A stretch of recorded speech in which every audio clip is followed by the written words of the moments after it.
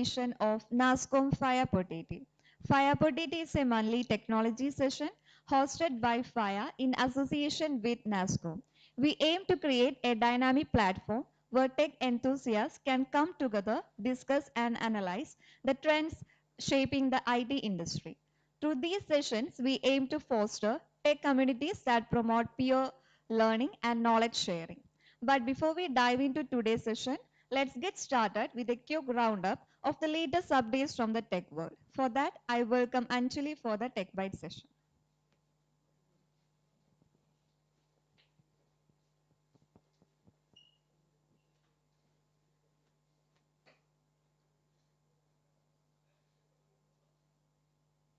Good evening, everyone. Let's get into today's Tech Byte section.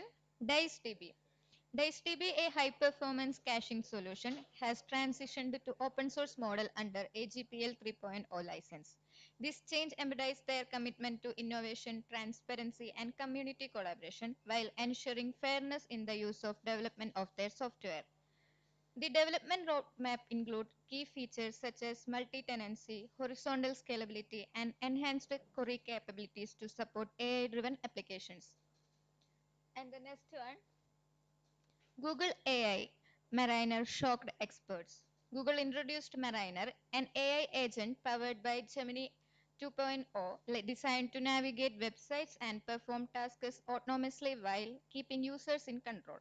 With advanced multimodal understanding and reasoning, Mariner can handle complex online interactions like filling forms and managing online shopping, achieving high accuracy in tests. And the next one, Microsoft introduced Core AI and makes 5 for free for everyone.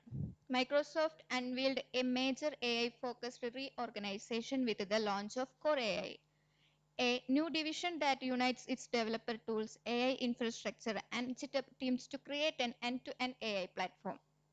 This shift aims to enhance AI-assisted development and build smarter apps, seamless integration across Microsoft services. Alongside this, Microsoft released an open source 5.4 model, making it free for developers on Hugging Face.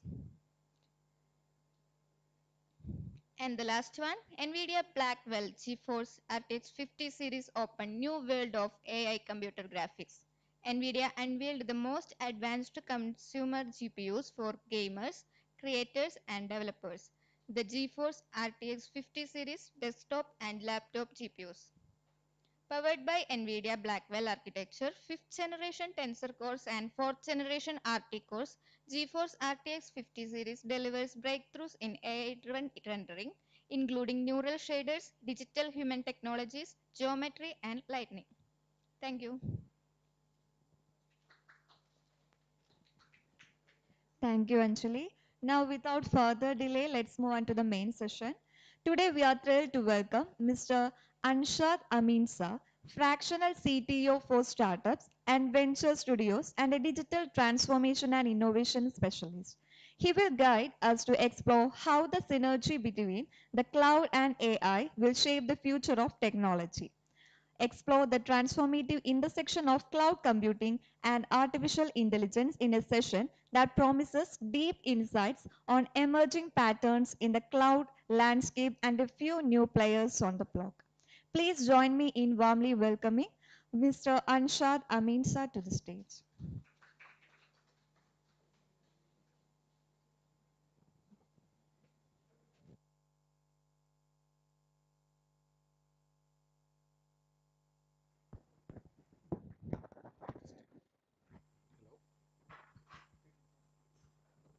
Hello.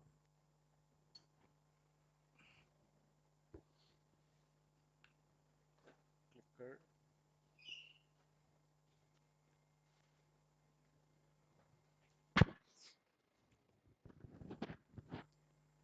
Hey guys. So നിങ്ങളെ എത്ര പേര് those who don't talk Malayalam, is there anybody like that? എല്ലാവരും മലയാളികളാണല്ലോ. Okay. How many of you are programmers? Two. And how many of you are from DevOps or cloud background? Okay. How many of you are like non-tech background?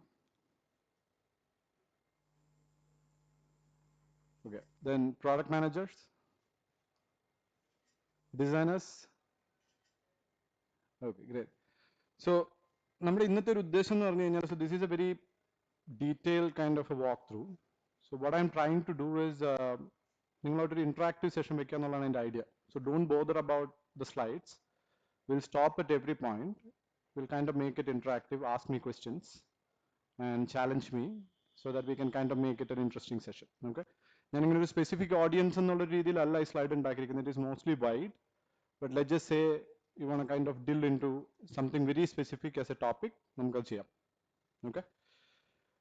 So let's understand who am I. So these are something that will explain who am I from a psychological perspective, right? So I'm somebody very, very confused, extremely confused from that manner. I always try to learn, and whenever I learn, my truth changes, my perspective changes, and then that takes me back to again rediscovering new things. So that is one. And just like everybody, I have existential crisis. So I kind of put my time across work and tech and other things to kind of make up for that. I'm a huge believer of simulation. So I still believe there is a guy who is kind of like a gamer who is building this and doing all of this. So that's my core belief. So that'll help you understand who am I from that perspective. Now, from a reality standpoint, uh, I have 20 years of experience in the industry, 10 years with a lot of Fortune 50 companies, and 10 years with a lot of startups. Now, I used to work for companies like Nokia, Dell, and EMC as an architect, very early into building cloud. And then the last 10 years is mostly building startups, building ventures. Now, if you want to know more about me, you can go to anshadameenza.com and then you will find details about my projects and other things. Now, I want to set some ground rules before we kind of move on. So one is, I'm a huge believer of free speech. So I want to kind of express myself, and I also encourage you to kind of express yourself. Do not worry about objections or opinions or any of those stuff. Just be open, right? So that's one. And do not worry about offending either me or among you. So be very, very open in terms of asking your question, whether it's stupid or smart. Again, like I said, belief on free speech, except it doesn't offend me, right? And I've taken a lot of work of others across the slides. Generally, that's what we do when we present. We cannot call out everybody in the slide. We cannot give credit.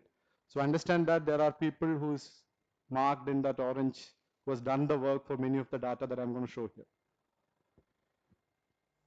Now, part of this presentation or any other work that I generally do, I try to involve AI.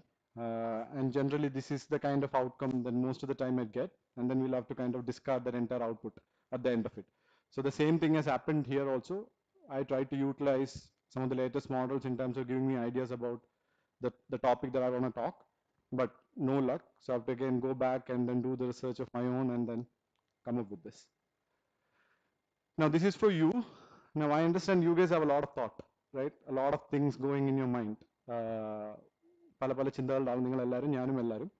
So അതുകൊണ്ട് തന്നെ there will be a lot of confusion. So it's very important as we move forward, if it is boring or if it is not relevant to you, stop me, ask questions so that we can make it interesting. Okay, we're going to quickly do a quick session on what is cloud. So literally on a very simple term, cloud is somebody else's computer. That's the most simplest explanation that you can literally think of, and that is absolutely true, right?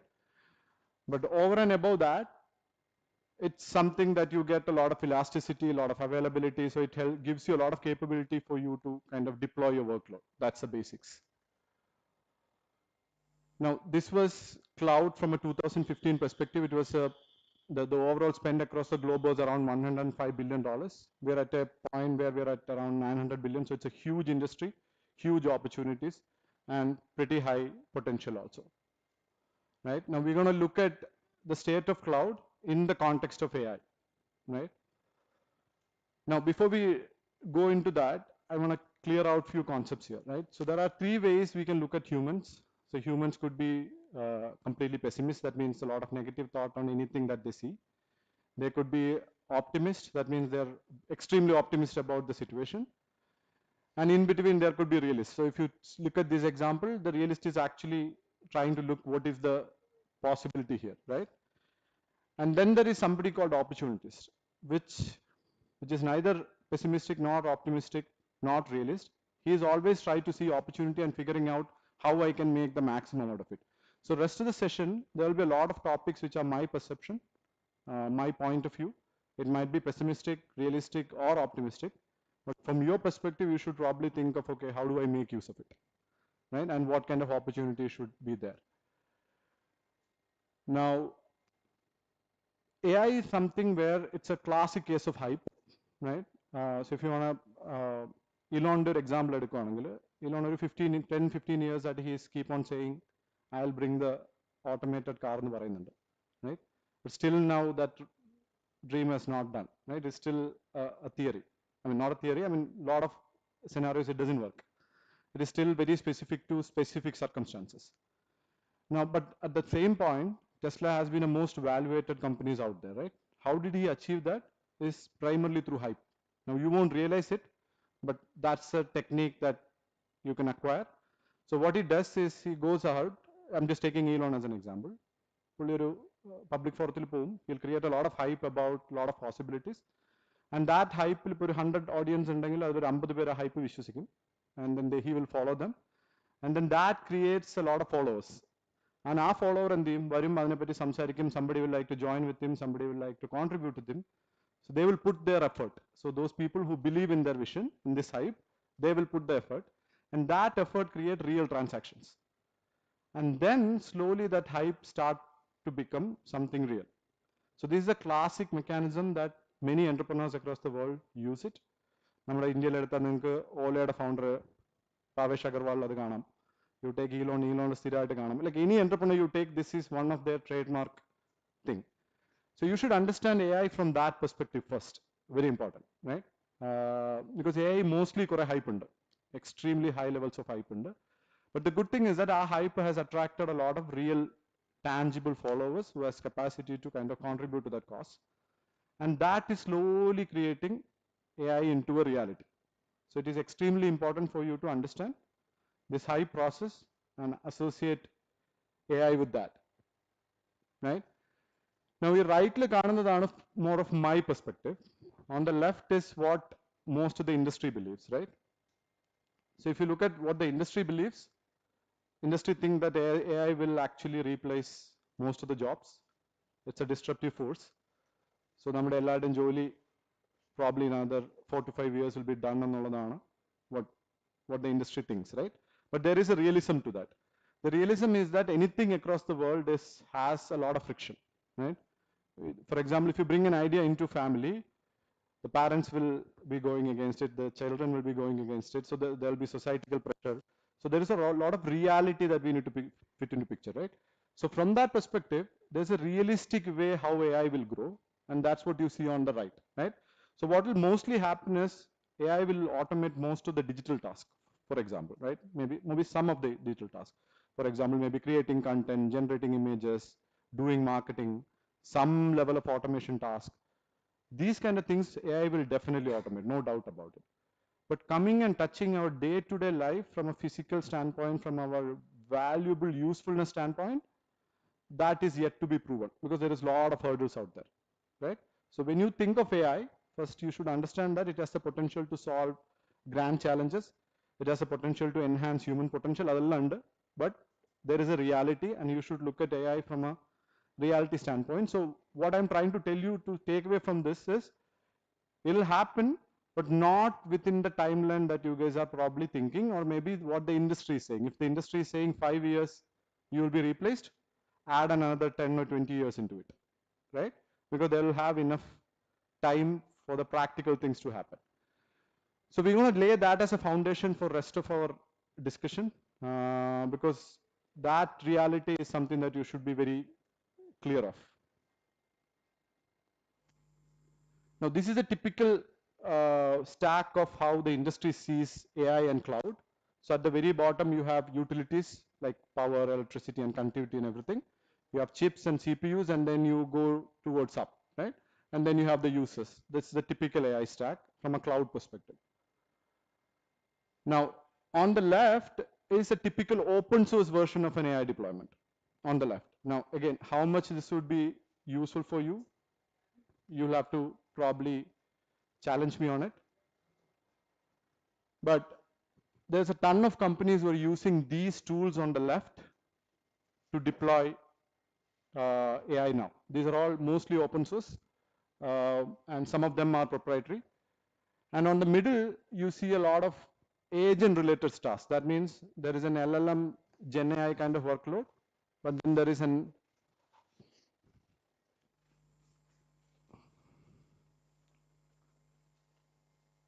AI kind of workload, right? So the middle, what you see is a typical stack that agents can be used to deploy. Now, these decks will be available for you separately, so maybe this is not fully visible, but you can go through at a later point of time.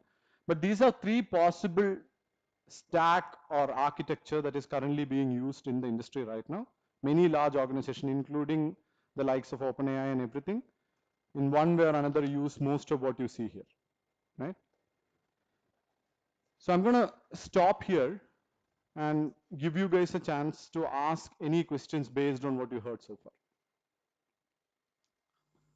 So those who came like just now, what we did was we went through some of the basics of what is happening in the AI, because in order to connect cloud, you need to understand the reality of what is happening in AI.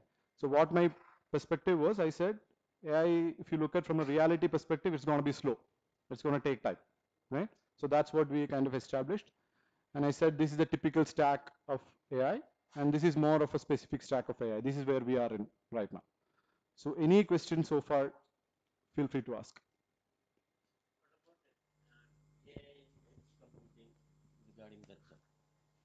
Yeah, so because AI is a very compute intensive workload, not everything can be done at the cloud level because it has a lot of cost associated with it in terms of getting the request, replying the request, and all of those. So there is a new concept brewing where we are saying, okay, it makes sense to do the calculations or the computation at the side of the user so that they get faster answers, right?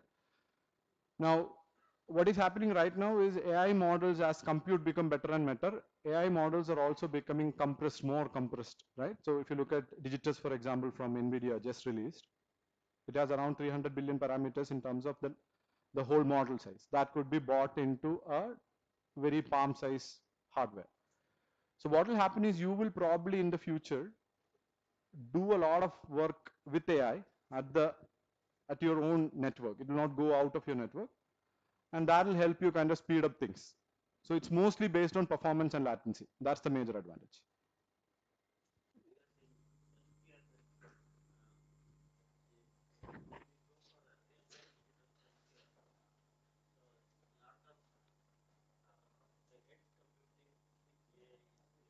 Correct.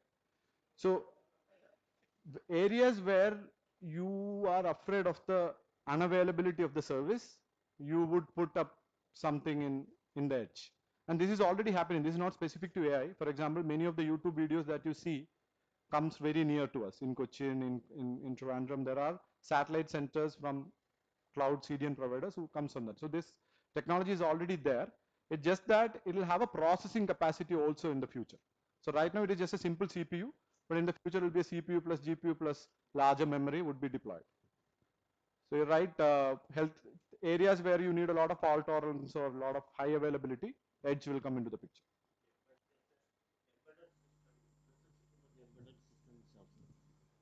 I'm not clear. Hardware based. Yeah, so of course when you so right now what is happening, there are different layers of compute, right? So you have Intel x86, you have AMD, you have NVIDIA, you have TSMC. There are so many different compute architectures, ARM and x86, and there are other custom made chips also.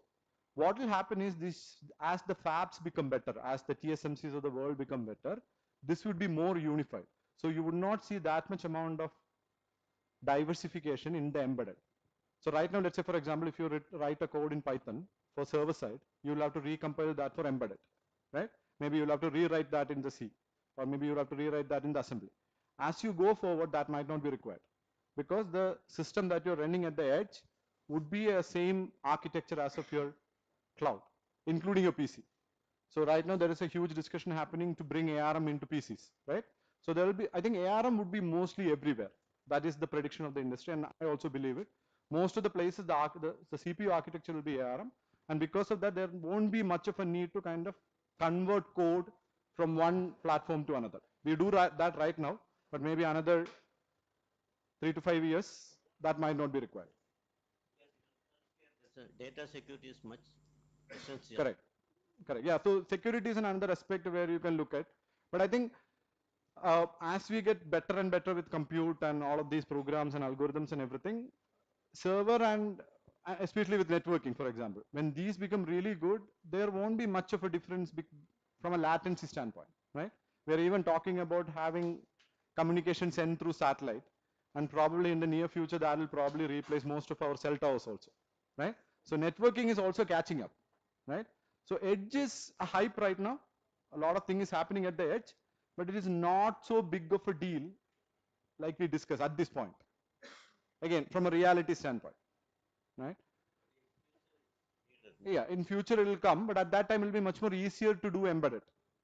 The edge programming would be much more easier. You would have unified set of compute and architecture at both the ends. So don't have to kind of, you don't need an embedded engineer and a programmer. Especially the AI will mostly do both, right? So that change is coming up. It's coming up very fast. Okay, any other question till now? Okay, great. Now, this is pretty much the crux of this whole session, right? If you know Googling, if you know how to chat to ChatGPT, you can take up these words, do research on it. Especially, let's say if you have a reasoning subscription with any of the ChatGPTs or the Geminis of the world, you can put this and it will do a complete reasoning-based research and give you all the details. But these are what is happening within cloud now and for the next foreseeable years for many of the companies. These are the major keywords. Now we will get into each of this, what each of them means, but pretty much this is kind of a amalgamation of all the cloud industry into one single slide. If you want to kind of research your way into different threads, start with these keywords. And these are what is happening, right? Now, like I said, these are independent entities. There are companies specializing products and services only specific area. There are individuals who specialize. So these are vast areas. But if you're really interested to kind of dig deep, these are the kind of starting points for you. Any questions on, is there all of these keywords, are you guys familiar, or is there any word that you never heard that you would need help with? We'll dig deep, but still. Any word here which is not familiar for you?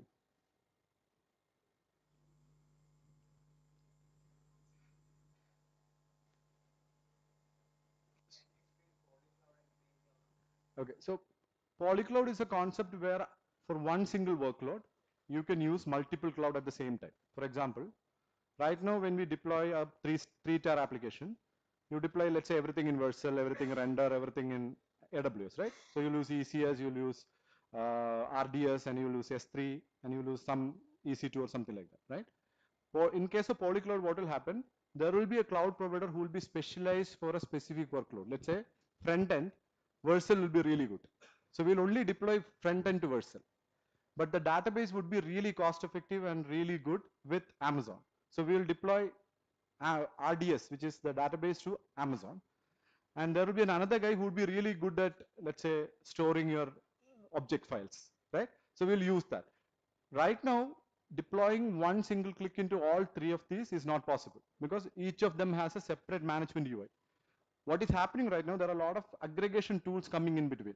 So in future, these major cloud providers and data centers will sit underneath, and there will be a unified layer coming in, and you will talk to that. And that layer, and you won't care where is the workload actually running. It will figure out at this point of time which one provides the best cost, which one provides the best availability, what is my most suitable target for this, and it will decide, and it will move around also. So poly means, yeah, this is already there, right? I wanted to show you guys some kind of demos of this, but not today. But this is already there. Already today, there are a lot of workloads which is happening exactly like that, which the user, neither the workload doesn't care where it is running, and it doesn't even know. It keeps moving also. It moves from one cloud to another cloud, and even the cloud provider doesn't care, right? Because they get paid for the compute that they use at the point of time that they use. So that is what polycloud is. Green cloud means In order to train one single LLM model, let's just say you have a one-dimensional model with you. If you want to train it, you would end up spending an equivalent amount of carbon emitted by 5 cars, right? So the reason why all of the climate like practitioners not crying out loud is government is literally sidelining them, because if they are allowed to speak, AI won't go further, because AI is one of the most climate sensitive. If you're a believer of climate is caused by human actions, AI is causing more damage, and it will cause more damage in the foreseeable years with all these model training. I mean, you can't even imagine the amount of energy that we spend just when you type a simple query to ChatGPT and the training happens and the inference happens, the energy consumption is huge. So green clouds are clouds which are kind of conscious about their energy spending. So let's say if a company like UST, who has a carbon credit set aside, and their client will or their board will say that, okay, at this year you have to spend this much amount of money to save climate, then they have to go workload and in the green cloud. So that's a new. So all of the existing providers have a segment of offering for green cloud, right? There are companies like Vulture, OVH. There are European-based cloud providers. OVH is a classic example, who kind of offer this. So if you're a company who want to like place 10% of workload only on green cloud, you can approach them, and then that's also a business opportunity, right? Now, you brought up an interesting point, and which I forgot to kind of highlight here. About slide, in the end of the slide, we're going to conclude and talk about a project called Into Cloud. Okay, this is a project that I am currently part of. And what we are trying to do, it's an ambitious effort. I don't know how far we will succeed. It is a first cloud that's going to come from Kerala on its own, right? And it's not like less in any kind of feature. It is up there in terms of the features and the kind of catalog. So my whole point of view of this entire discussion is for you guys to figure out the tremendous opportunity in front of you, kind of spin off different ideas, maybe within your company or maybe as an entrepreneur outside. All these are business opportunities. So for example, right now, if you bring a cloud dashboard, which kind of showcases carbon credits and climate impact and everything, there will be a ton of companies who will be ready to work with you. Just showing that. Nothing, you don't even need to do anything. I mean, your processing would be still same, but you will say that I'm a green cloud, I have carbon credits accumulated, I am conscious about my spending. There will be a ton of companies who will be ready to give you orders. So that's a business opportunity, right? So all these are either new business opportunities or you can get into it. So that should be, that's what I said, you should be opportunist.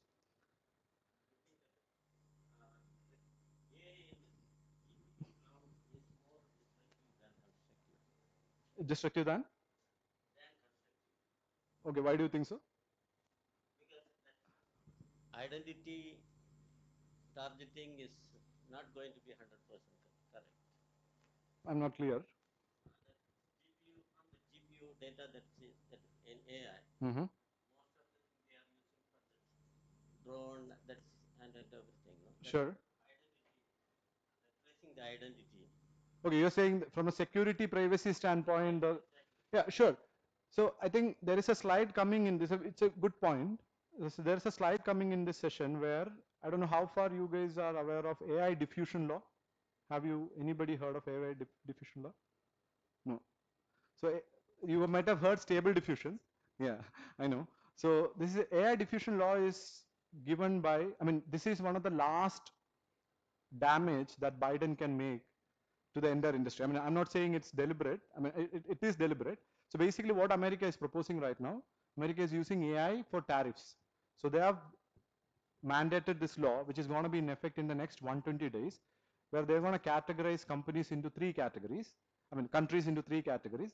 And the GPU accessibility will be only given to alliance countries of US. And India is not even in the alliance right now. So they're going to put pressure using GPU. And we will have a dedicated slide on the specifics of it. It's a very interesting political play. It's a very interesting angle to how GPUs are it's like digital tariff 2.0. Like you can use software and hardware to kind of pressurize countries to change their political stand. We have a slide coming up for that. it is going to be destructive. Absolutely. AI gonna be, it is lot more about technology, it's more about political and societal, right? And we will see that, how that is. Okay, any other questions till now? Okay, great. Now, this is my belief again. Now, this is a lot of people believes in the industry also. AI is another way for cloud companies to make more money, right? And I'm going to be in a lot of trouble putting this publicly because I am in partnership with Google, I'm in partnership with Amazon. A lot of my companies work very closely with Amazon and Google. So, but this is the truth, right? AI is making companies spend billions and millions of more dollars, which they didn't have, for training, for inference, for operations, for competing in AI. So it's a bloodbath out there, which we will see. But this is a very important line that you should definitely keep in mind, right? And this is the market size of AI, right? So right now we are at around 70 billion. It is projected to, I mean, the agentic market itself is projected to become $1 trillion. So imagine the amount of opportunities that we as a location can create in this segment, right?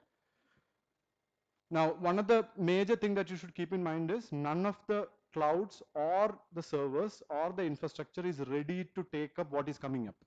What is coming up is very huge compared to what we have right now. So all of this infrastructure, the software, the skill set, everything has to be upgraded. And that is a massive market. That is what governments are banking on, because then the GDP will increase. People will put their effort, it will create more output, and the nation will grow, right? So AI is a very huge force in that angle. Okay. So if you really look at from a workload standpoint, we're going to look at a little more deeper into what is AI agents and how does it affect cloud, right? So on the leftmost side, what you see is a simple chatbot operation or query, you can say, right? On the right is more of a knowledge assistant where the chatbot can tap into your existing knowledge database. That's on the right. And as you come towards the right, this is a full-fledged agentic system, right? If you see below those three lines, the tokens generated per query is 1000x in case of the right? The models used per query is around 5x, 10x.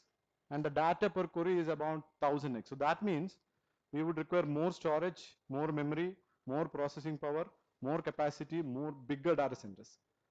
So as the agentic ecosystem grows, the amount of work that needs to be done going to be really huge. And it's a huge area of investment, huge area of congestion, so which you should keep in mind. Again, you could see this as an opportunity, you could see this as a problem also, depending upon how do you look at it. Now, the crux of this slide is whenever a company trains a new model, let's say if OpenAI say we have an O1 Pro and they trains that in a new data center, and they claim that okay, this is a frontier model with so many capabilities, that data center cannot handle the next training, because the moment they have capabilities added, that data center won't be enough to train it again. So what that means is all of these companies are investing heavy amount of monies in opening up data centers across the world. It's a huge business of its own. So data center management, implementation. So it's a good thing because it'll create a lot of jobs. It'll create electrical jobs, chemical jobs. I mean, you name it, all kinds of job it'll create, right? Which is a good thing. So as agentic AI adoption increases, as generative AI increases, we would have more and more things being built, and it will become more and more complex also, right? Now this is just a comparison. So H100 is a very recent GPU from NVIDIA, and these are the speeds that you see, right? That is kind of handling the current workload. In order to handle agentic AI workload, these are the requirements. So you see the jump, right? And we neither don't have the hardwares nor have the softwares. So everything has to be upgraded, right? So there are companies who are working at the cutting edge of these kind of compute. There are software companies working on the algorithm side of the things. There are R&D folks looking at new ways of doing networking, compute, and CPU. So what is going to happen is, as agentic AI grows, this is going to get pushed really to an extent so that we all have to change our approaches and optimizations, right? Okay, so now I'm going to skip all of this. Now, if you look at this, is an interesting chart. If you look at this, was an estimate on 2008 of how much iPhones units shipped in terms of millions, right? And on the right, what is actually happened. So they expected 10 million shipment, but in that same year, what actually happened was 20 million, right? So the same thing is happening to AI also. Their expectations were this, data center revenues were this, but what actually happening is this. So they expected like 4 billion in revenue, but Nvidia is making like 26 billion in terms of revenue. So this is going crazy, out of hand, right? Investment is going crazy. People are coming into this crazy. So it's all very big in terms of what is happening, which is again, from your perspective, are opportunities. Okay, I'm going to pause. Any questions so far?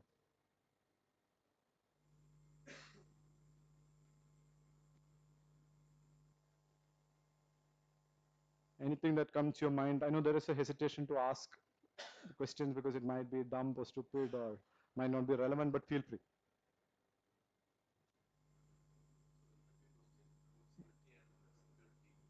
Absolutely. Safety in the sense, while we do this, yeah, yeah, sure, yeah, yeah, yeah. So what is happening is, so what is happening right now is, lot and we have a separate case study that we have here, where lot of companies are changing their strategy about public cloud providers. So I have a case study coming up where a large insurance provider in US has been spending 300 million per year on cloud cost. So they migrated out from a cloud into an internal infrastructure. So that's again another opportunity, right? So people are ditching cloud, not because of safety, security, of course those are there, but more for cost, right? Because their demand is higher, they need more cost as from an investment standpoint. So they're ditching public clouds and coming into their own data centers. So there is another segment which is growing, which is data centers. So people are again now going back, building our own data centers or lending it, leasing it. That is what is happening. So maybe some of the banks would actually go and then build their own, at least the bigger ones. Not only incorporate AI, but to, because AI is bringing all these cost problems, and you have to consider that. It's actually to save cost. So what you will see is, again, that these are good things for economy because this will create new jobs, this will create new verticals, right? India is not so famous for data centers, right? Only large providers are. But the point is, that is again related to edge. Maybe in future, every state and district will have a data center, right? So, which is good and bad in its own terms. It will definitely create the economy better. We will have more jobs here, depending upon that skill. Maybe instead of World Trade Center coming and building an office here, they will come and build a data center here, right? So definitely opportunities are there from an economy standpoint. Okay, any other questions? For who? Sure, sure.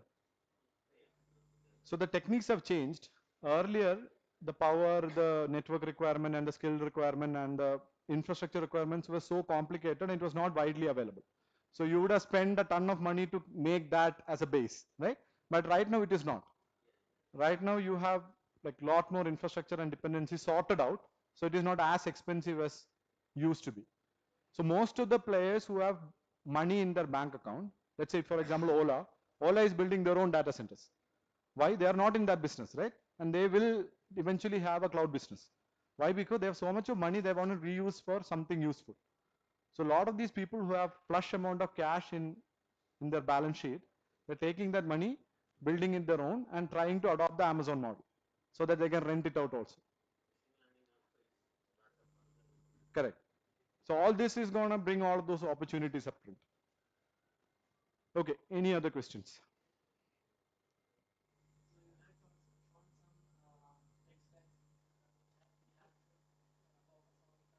Sure.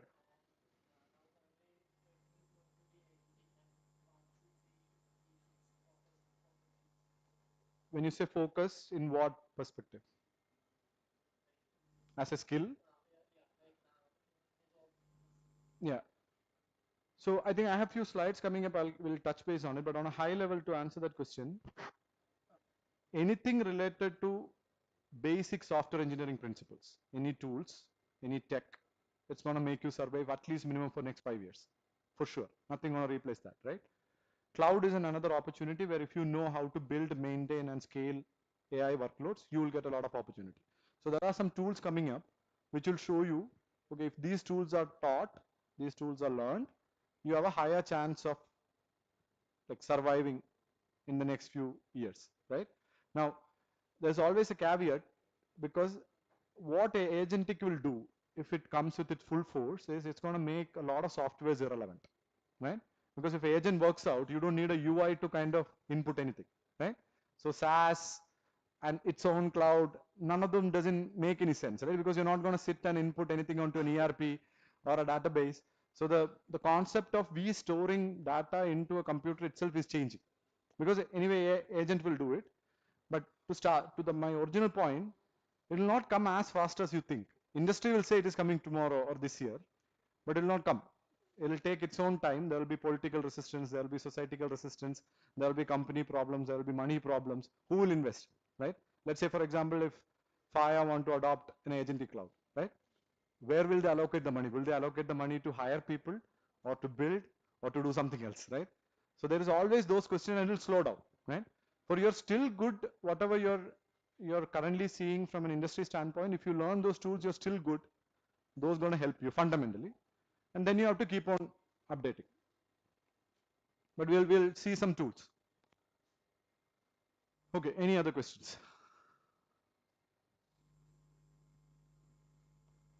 Okay, so what I'm going to do is I'm going to sift through this. These are all slides which is going to tell you how big is this opportunity, right? So for example, if you look at this difference, AI just bought that S&P 500 in from 81% to 230%. It's just riding on AI companies. So that is the green line on the bottom, that's a regular growth, and large cap AI. Compared to that, the companies who are specializing in AI, how much they are growing.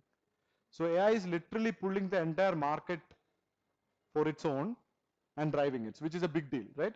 And these are some of the most important companies in terms of AI and also cloud, who is right now growing in terms of returns or their valuations and everything. So NVIDIA is definitely on top of the lines, but rest of the companies are also there. Have you heard of Palantir? So Palantir is like a defense security related company, started and co-founded by Peter Thiel, which is the PayPal mafia member. So they hold one of the largest contracts and services and offering within the security field. They're also uses AI heavily, one of the big players there, and growing pretty heavily.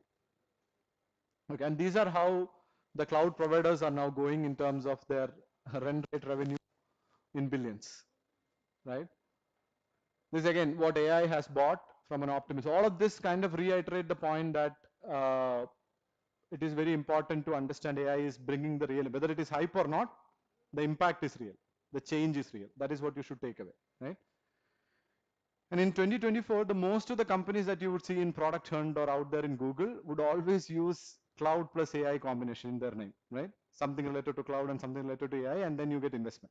And this trend is still going to continue, right? If you really want to get into YC, of course you need a solid idea, but you can actually revolve it around AI and cloud. There's a ton of people who's ready to fund you or back you up. And these are the major companies which are from a services standpoint growing. Okay, now I want to take a few moments in terms of, this will answer to your question also. So if you look at right now, you take any companies here, let's say you take Suntech for example, or IBS for example in Technopark, their IP is their technology, right? Whatever technology that they have built over the last several years, that's their intellectual property, right? That is going to change. This is one of the major impact of AI. Any product that you have, if you're just relying on its tech and product feature capability, you're definitely going to be replaced, right? For sure, no doubt. So what you need to do is you need to focus on these four elements on the top. Change from product feature, technology, into what is the differentiation in terms of user interface you have, right? What is the differentiation in terms of data that you have, that you generate? What is the differentiation in terms of workflow that you have? So you have to change for this new era in that angle, because most of what you do at the back end, which you call as business logic, will be replaced by these foundational models. Let's say if you have a business logic to process a data, the AI model will simply, if you tell it to it, I mean, it'll just do it, right? So you don't require your custom processing, you don't require your custom data extraction, you don't require none of those stuff. AI will know how to kind of achieve it. If you give it the task, it will do it.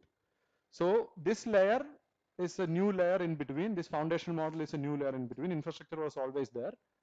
And now any company want to stay relevant has to focus on either user interface or user experience or workflow or data. These are the things which is going to give you a lot of advantage as a company. So for example, why Elon bought X? What do you think why Elon bought X?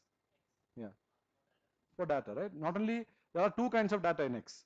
There is a batch data of like years of conversations, and then that is the only real-time data platform in the world, where data gets created every seconds and also consumed every seconds, right? So those who have those kind of conversational platforms can train AI better. So Elon just bought for that data, right? He understood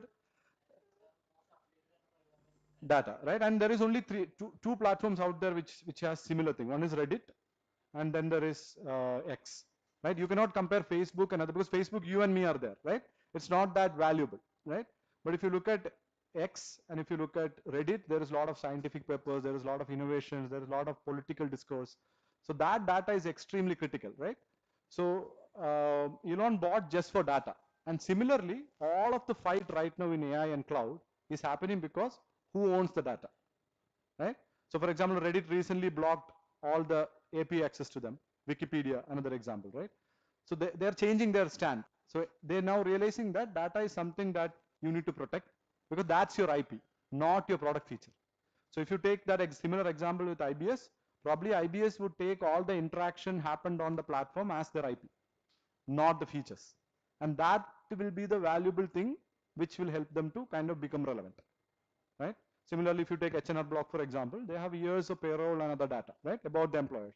That will become important. So your question is, how do you kind of surface that out and get the AI to kind of work with it? That's an opportunity. You should not think of in terms of features, right? And this is a bad news for product managers. I don't know how many of you are product managers, business analysts. Their world is going to change, right? So last 6 months, I have probably built some 3-4 products and launched. Most of the product, my BA was either Gemini or Grok. So I'll talk to it, I'll iterate through it, and he is my BA, he is my product manager, including ideas, right? I'll go to Reddit and X for ideas and do my own research, but most of the BA and product management work is entirely done by Gemini or Grok, which is highly qualitative work. You just need to know how to ask it. If you just ask with a simple query, it will just give you some garbage.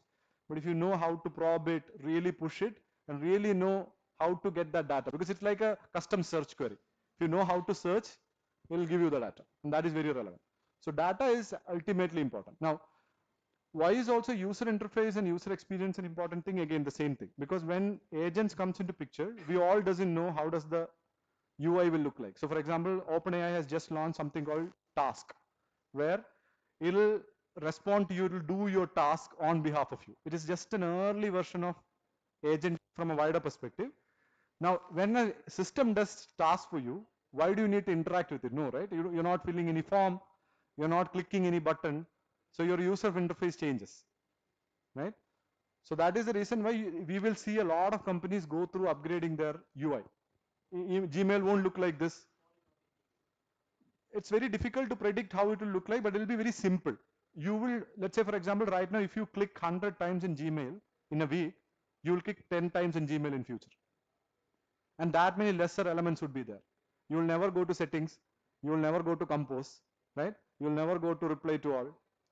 All of that will change, right? So you need to now figure out from a cloud AI standpoint, how do I kind of change my user interface, right?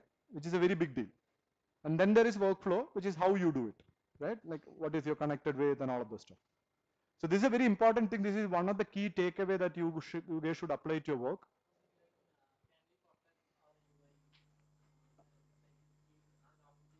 Hmm. When you say protect, can you just clarify? What do you mean by that? So there is no, I mean, you can protect using patents, but the trick is that the patent itself going to be irrelevant, right? Because the patent, if you look at a typical patent, right? In the patent, you will actually put up the system of approach, system of response, and all of those, right? If AI itself does it differently, how do you kind of articulate that for the government, right? So I think all those systems will change.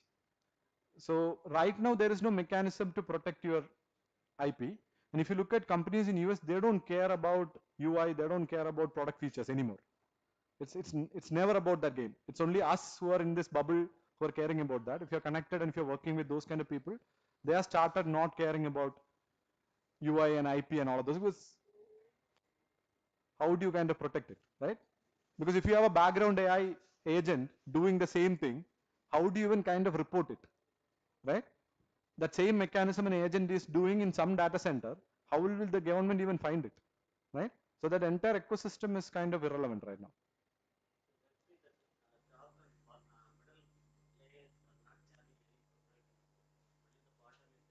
No, there is no proprietorship here.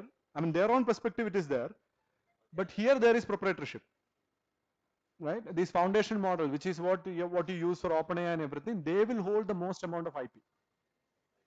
And because of that, what happens? Whoever, so literally, I mean, this is a very controversial line, but India has lost the race because Indian doesn't have any kind of models here.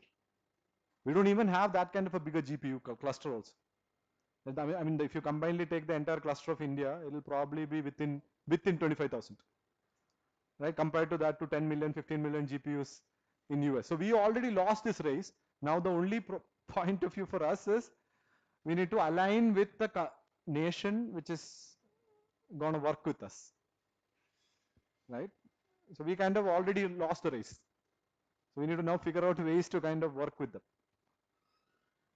Okay, any other questions?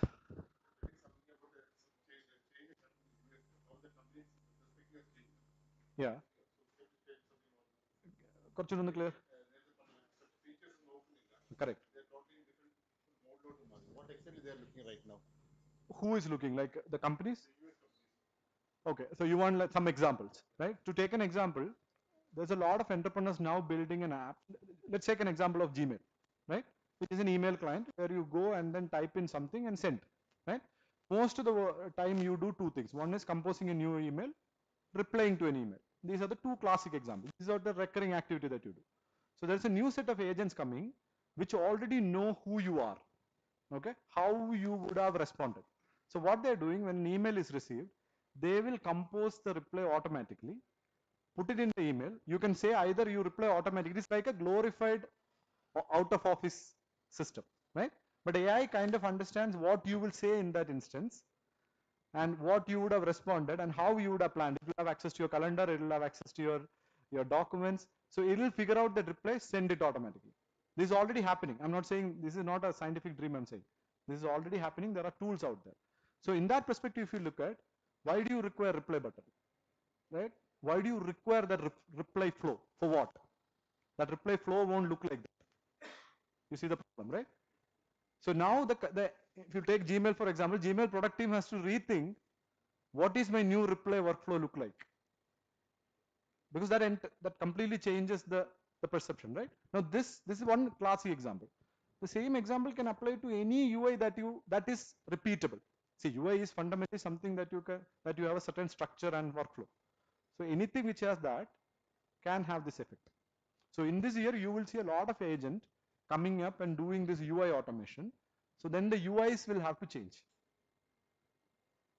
And this could happen to software engineering, this could happen to data entry, this could happen to like Excel sheets, this could happen to Word documents, all of those. It's just a question of how many people are investing time into this.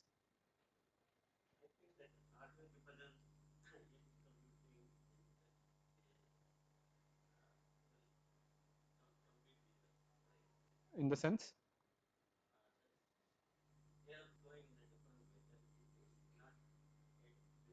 But in edge also the mechanism is same. Just the inference is same. It is, but still, let's say you're able to process 10 token at edge, you'll be able to process 100 token at the server side. That's only different. It is only the performance and latency difference. There is no other functional differences. Yeah, it is relevant, but I'm saying there's no functional differences. Okay, so this is clear, right? This is one of the key takeaway for you guys. How you should go back and rethink about your job and your approach. Okay, and these are some of the changing tools. Again, go back, you kind of look at it. These are some of the new tools that are coming up.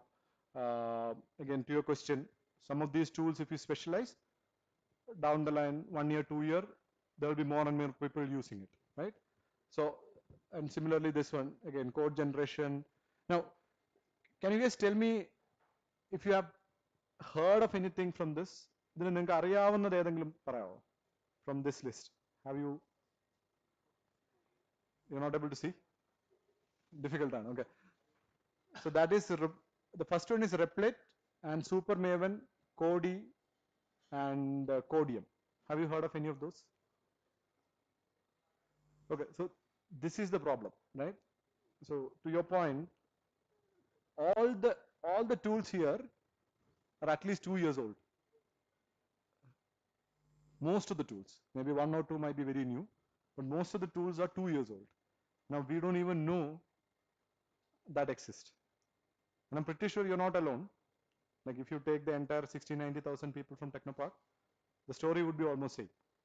So nations like America is already ahead in terms of that also. I mean, we not only have the GPU advantage, the knowledge advantage is also lost. That's a very important thing, right? Colleges even doesn't even care. That's an entirely different story. But even the tech companies or the middle of it doesn't even know most of these tools. So I'm pretty sure most of these tools you might have not even heard of, right? So go back, kind of do research on it and dig deep. This would be very useful for you. And on the left is what people are using AI for mostly, right? If you have any surprises or any doubt, you can ask. These are the areas where AIs are being used more and more. Okay, again, same set in terms of data. Uh, Same, what is happening pre-GPT and then how is the valuation right now. Very important to understand this. Now, the interesting thing here is that in this circle, OpenAI is the only company which has 100 billion plus valuation, which is not public. A company to get 100 billion valuation without taking stock investment from an external source is never heard of, right? So you can imagine the amount of growth that they are in right now. Now again, understand that mostly some of those are hype, but doesn't matter, they're growing.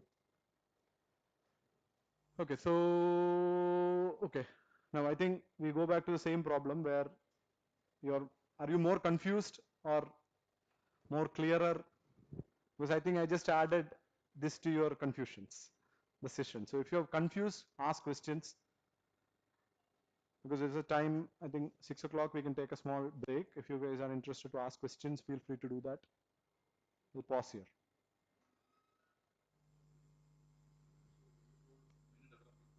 Yeah. Minute developer tools? Correct. Yeah. So actually the good thing about right now is there is no, I mean, if you take one segment of usage, there are not many tools. If you take ID, for example, there are only 3, 4. Right? From an AI standpoint or new AI cloud standpoint, there are only few. So you will not be confused. So for example, if you take IDE, there are Cursor, there is Lovable, there is Windsurf, and then there is Visual Studio Code. Those are the 4. That's pretty much it. Nothing else is there, right? So the good thing about the current situation is it's easier for you to get it. But you wait another 10 months, that confusion will start to develop, right? You will have hundreds and hundreds of tools in each category, which you have not built. So right now it is still very low ecosystem. So you can get in, the traction is not there. So there are hundreds of categories. So we will see a typical stack you should use from a cloud perspective and a development perspective. We have a slide coming up. There I am recommending few tools. Then you will understand. Okay, any other questions?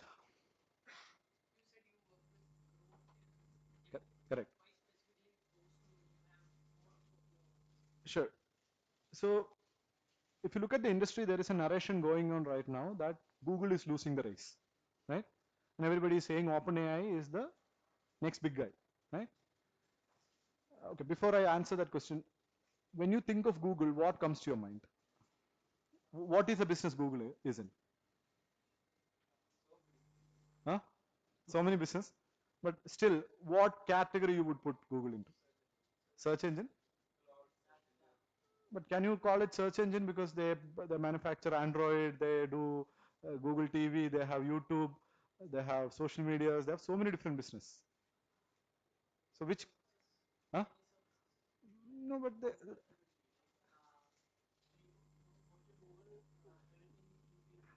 okay, fair enough. Any other ideas? What business is Google in right now? Okay, what else? Any other ideas? Google is also in cloud. Google Cloud is there, right? They have Google Glass. I mean, used to be Glass, and they're bringing a new version. Android, YouTube. I mean, Google might have had 100 different things, right? So how would you relate to Google? Can you relate to it? It's very difficult, right? That is exactly what Google wants. Google want you and the world to confuse about it.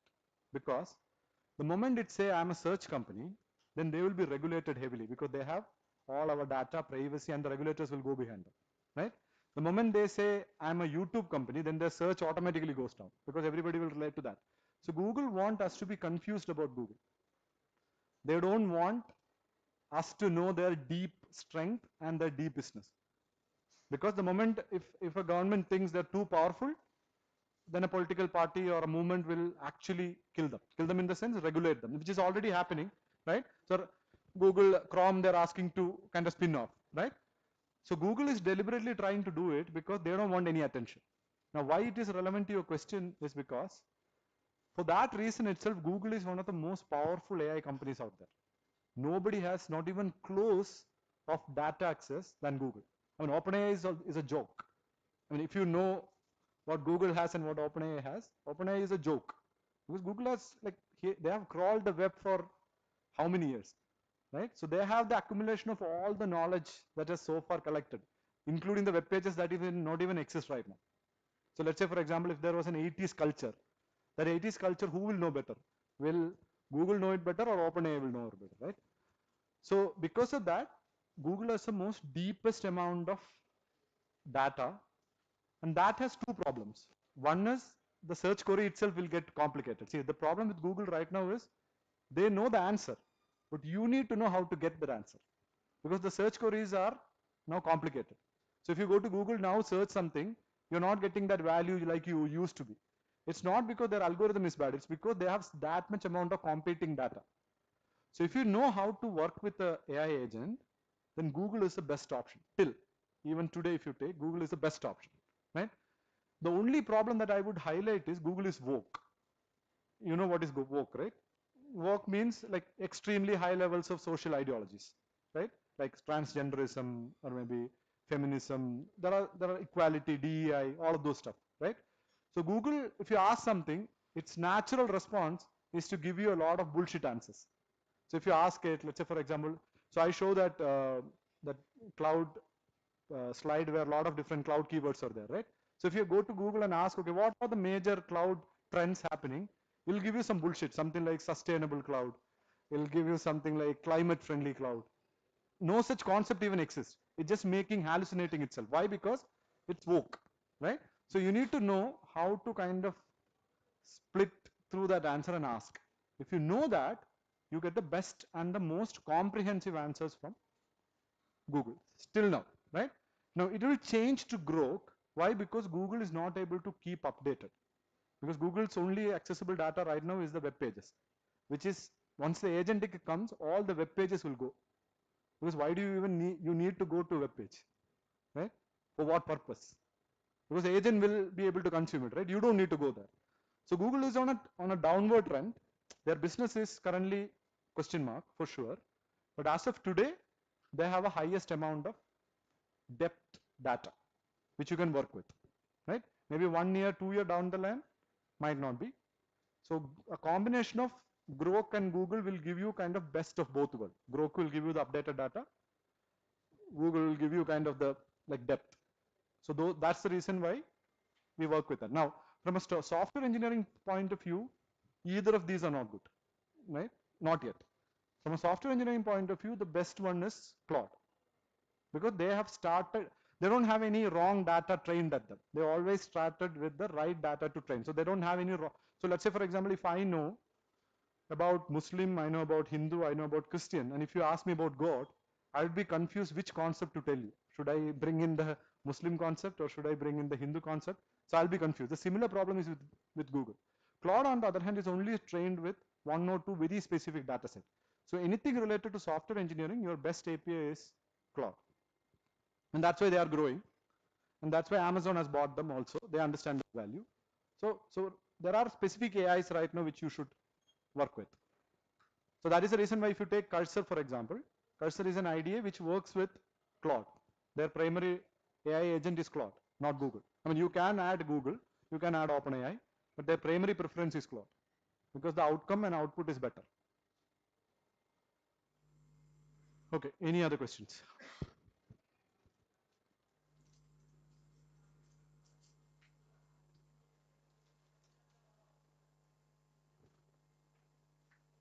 Anything else? Okay, now, okay, so let's talk about this AI diffusion framework. Now, try to read it if it is possible, but I'll tell you the crux of it. So America has launched a very specific law as part of the current game, current government going out, and they are calling it as AI diffusion law, right? This has just came 2 days before. So what this law does is, it is trying to keep all the AI advancement at the America side. They want to take all these advantages that they got in terms of chips, in terms of algorithms, in terms of data at their disposal. And all the other companies should be aligned to work with them to get access to it. So as part of this, there are 3 things you should keep in mind. One, they're putting a restriction on GPU. So we will not be able to buy GPUs like it used to be. Whether it is server-side GPU or it is PC, there will be a tax. The right word is tax, right? It's not that we'll not be able to buy it, but we'll have to pay a lot more than what is required, right? And there will be limitations also. And this is not in effect. We have around 120 days for the companies around the world and countries around the world to kind of counter this. And companies are already doing it. But if this comes in effect, which I believe it will, because this is one of the way America can keep their advantage right now to themselves, right? So one thing they're putting forward is the GPU limitation. Now you should read, okay, so the first line. So if you look at 18 countries get VIP treatments. In that 18 countries, India is not there, right? Those countries are allied countries to US, which they have unlimited access. So any IP, any GPUs, anything that they can buy left and right, right? India is currently, they have deliberately put into a different category because they want to influence India's politics right now, right? So it's an interesting play that we have to probably see, but they will put GPU as a limitation, then they will put AI model weights also. So that means a lot of these open source that you get in Hugging Face and other places, that will also now slowly get reduced in terms of the up-to-date models, right? And also same thing goes for cloud access also. So both from cloud, AI, weights and hardware, there will be a lot of limitations. So look at this. This is a very important thing for you to keep in mind. Now, if you don't care about how the country goes and how you will grow, doesn't matter. This doesn't make any sense to you. But if you does, then this is a big deal, right? So be kind of aware about it. Any questions?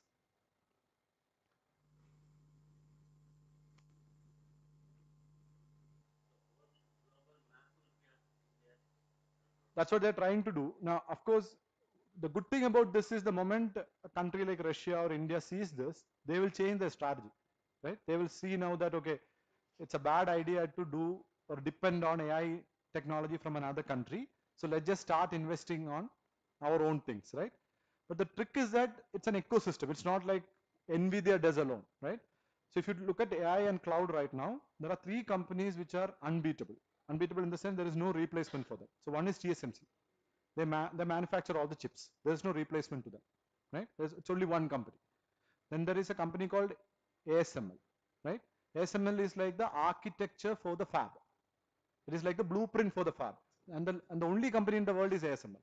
There is no other company. Then there is Zeiss, which is the Zeiss spectacle lens, right? They are the only one who's able to manufacture the optics of the hardware. So these three companies are fully under, like these are very innovative companies. You can't even compete them. Like if India decided to build another size, it will probably take another 100 years for us to catch up. And by that time, they would be even far ahead, right? So that ecosystem and its players are at Western control, right? And even if we decide to build a chip our own, I would say it's too late. So we'll have to now work with them. So it's an interesting play. If you're especially somebody socialist, somebody from a communist background, this is a very interesting thing to kind of study. But this law, if it comes in effect, going to be very, very interesting. Extremely interesting. And it will decide how each country will progress.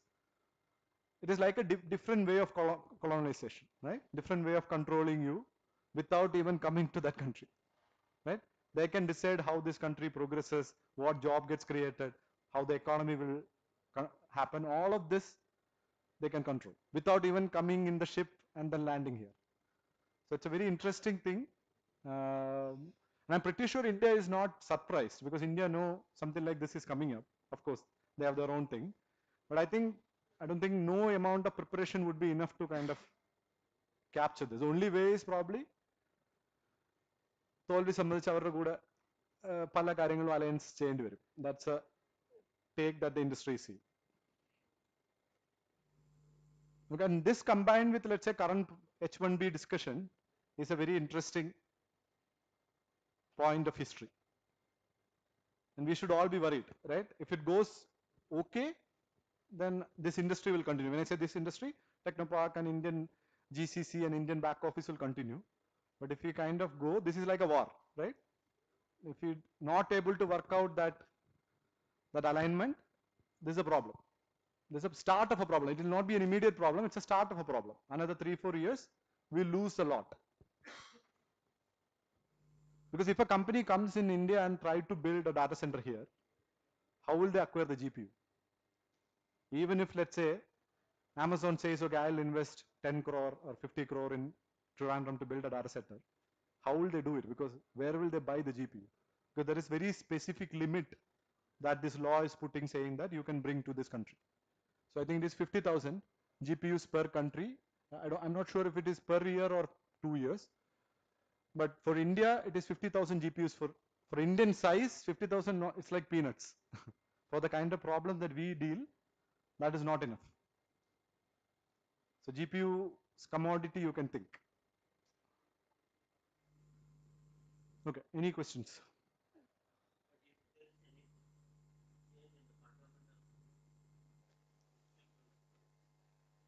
Okay. In the sense?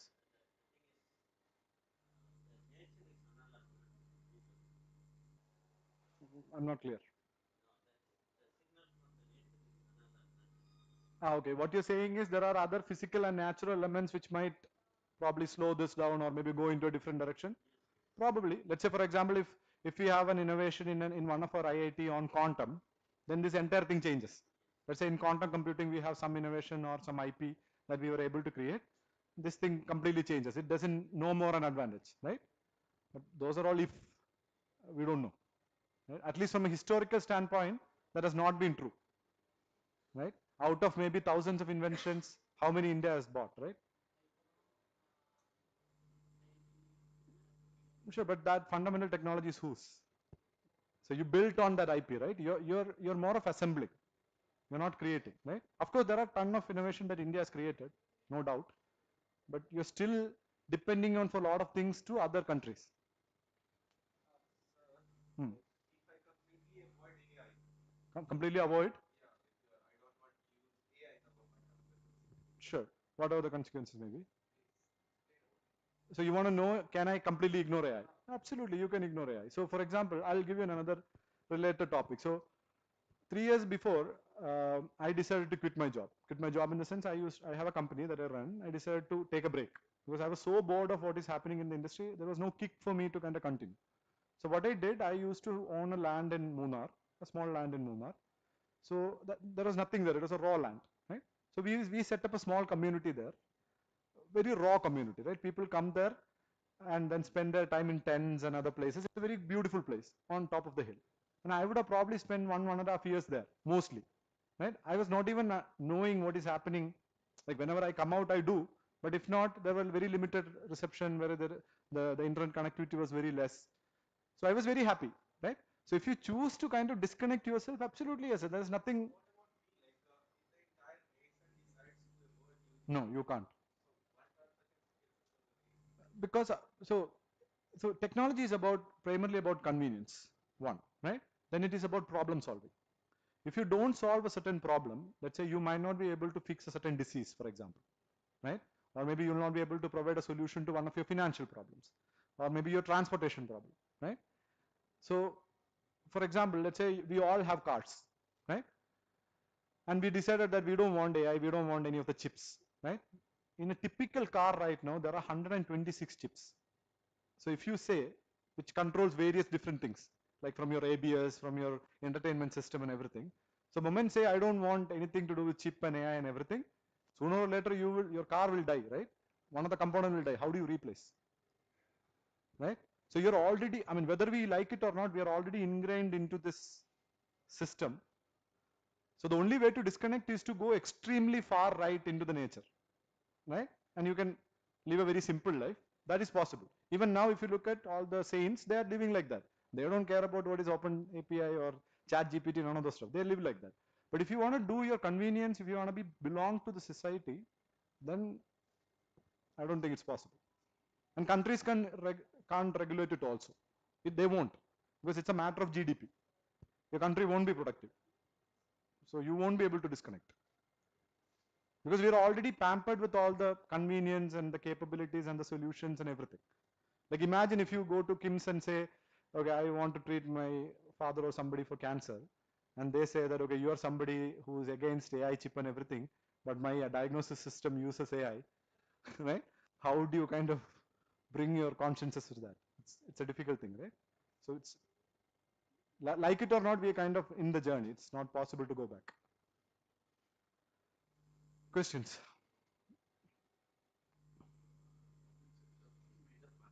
Hmm. Hmm. കുറച്ചുകൂടി ഒന്ന് clear ആക്കാവോ? Hmm. Hmm. Hmm. So transportation will be definitely automated, right? Transport, like metros are low hanging use cases, right? On a single rail you travel, you don't require a driver or door opening or announcement or all of those, and especially even small robots also. And because this is, I'm not trying to propose a utopian culture. This is already there in in China, right? If you look at in China, cleaning mostly are done now, most of the places by a lot of robots, not wide, but that has started coming in. Cooking is done, right? So logistics, transportation, all the low-hanging automation will definitely happen. All the bureaucrat clerical work, which is supposed to be already automated, right? But government is pushing back, right? So if you look at Elon, what he's doing right now, he's bringing the Dodge, the Department of Government Efficiency. There is a program, right? The whole point of that program is a way he's saying automation is here, you guys go out. But instead what he's saying, you are inefficient and you need to go out. Because if you say automation is there, you need to go out, they will resist, right? But if you say you are inefficient, then other people will also stand with you and say that you're inefficient, right? So it's a different narration, but basically it is because of automation. So majority of the government jobs, for that matter even private jobs, can be to some extent automated. So if you have noticed in my previous slide, the area where people uses AI right now for the most is generating code, right? So you know Andre Karpathy, you guys all know, right? He's one of the brightest programmers in the world. Most of his last 2 years code has been at least 60 to 70% is written by AI. He only iterate on top of it. He doesn't write the base code, right? So you can imagine the impact of AI in the code generation. So similarly, I think software, clerical jobs, data analytics, a lot of these places can be there. Then physical thing, see the trick about whether AI should drive the metro or not, it's a matter of safety. It is not a question of can it do or not. It's a question of if one bad incident comes, who are you responsible? I mean, who will you put responsible for, right? Yeah, but still, if you make a mistake, like let's say a train crashed somewhere, who will you put your accountability to, right? You will put the company who built the AI, you put the people who are operating the AI at the level, you put the thing in politicians who approved it, or who do you put the data center who run it because some network has cut, right? Or the edge where this was supposed to run and something crashed, who will you put this, right? Because it's all distributed. So that is the reason why automation is kind of, this is one of the reason in the start of the slide, some of you guys missed that because of these reasons, AI adoption will be slow because we have to figure out.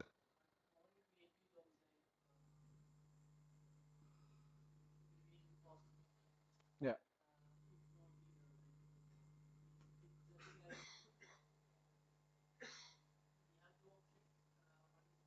Yeah.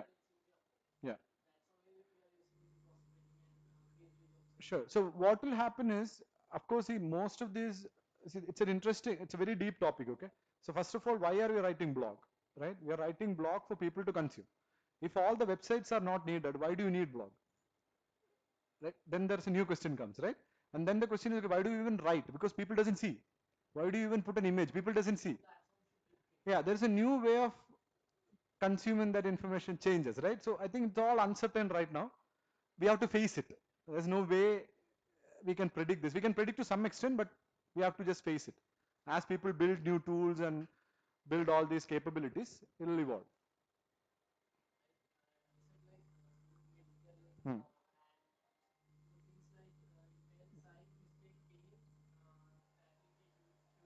Correct.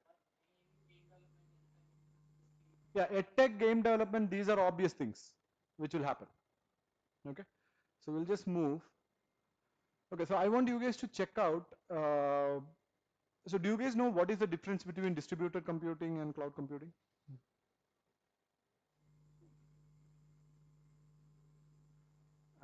So to a core extent, there is none, right?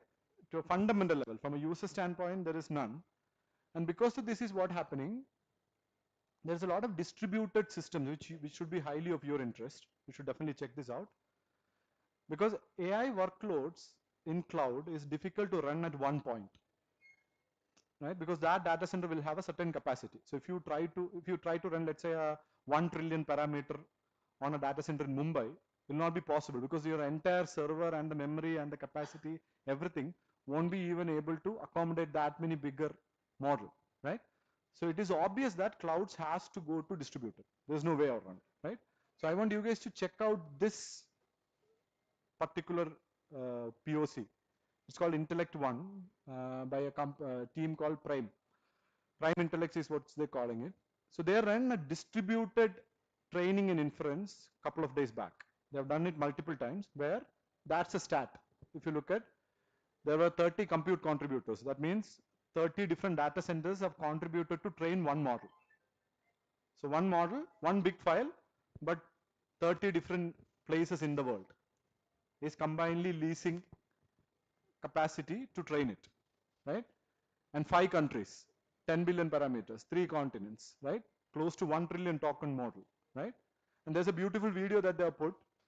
And see, up to 112 H100 GPUs, right, have been used for that training. So you should definitely check this out. It's called Intellect One. It's available in GitHub. I wanted to show you guys a demo because I played with it, but I have included the link for that. You guys should definitely check it out. It's a very interesting point. It'll give you a new perspective of how cloud will work in the future, and which is distributed cloud, right? How cloud distribution will coordinate to solve a problem. Native clouds, data centers actually, right? Okay, now let's look at these patterns from a startup perspective. How many of you guys are from a startup? Like startup in the sense companies which are less than 100, let's say 150, 100. I would categorize them as startup because young companies, right? These are the slides for them if you guys want to know what is happening from their perspective, right? So this is how I would categorize. Let's say you would call a startup when you do not have dedicated DevOps and others. You should probably call yourself startup. That's one perspective to look at, right? And why this is important, why you should look at these cloud patterns, because of that, as you're going to, else you're going to spend a lot of money with these cloud providers. AWS is going to loot you, Azure is going to take up a lot of money. So it's important that you look at this from a startup standpoint. So the biggest takeaway from you, again, these are all you can learn. I'm not going to go deep into it unless you guys want to. But the biggest takeaway from this is if you're a startup and you're trying to do something on the digital side, focus on the code. Do not worry about the infrastructure, right? This is actually true for if you are in a larger company in a small team also, right? Don't worry about how you deploy it, what is the architecture, what is the pattern. Don't worry about any of those stuff. Just whatever is available at you, just deploy it. And I'll show you some of the examples also. So that is your biggest takeaway. Focus on code, not on infrastructure. And I have added two sets of thought process, what is happening currently and where it is going. If you guys want me to take me through, I can. Because you guys are not from this background, it might not be relevant for you. If you think it is, I can help you out.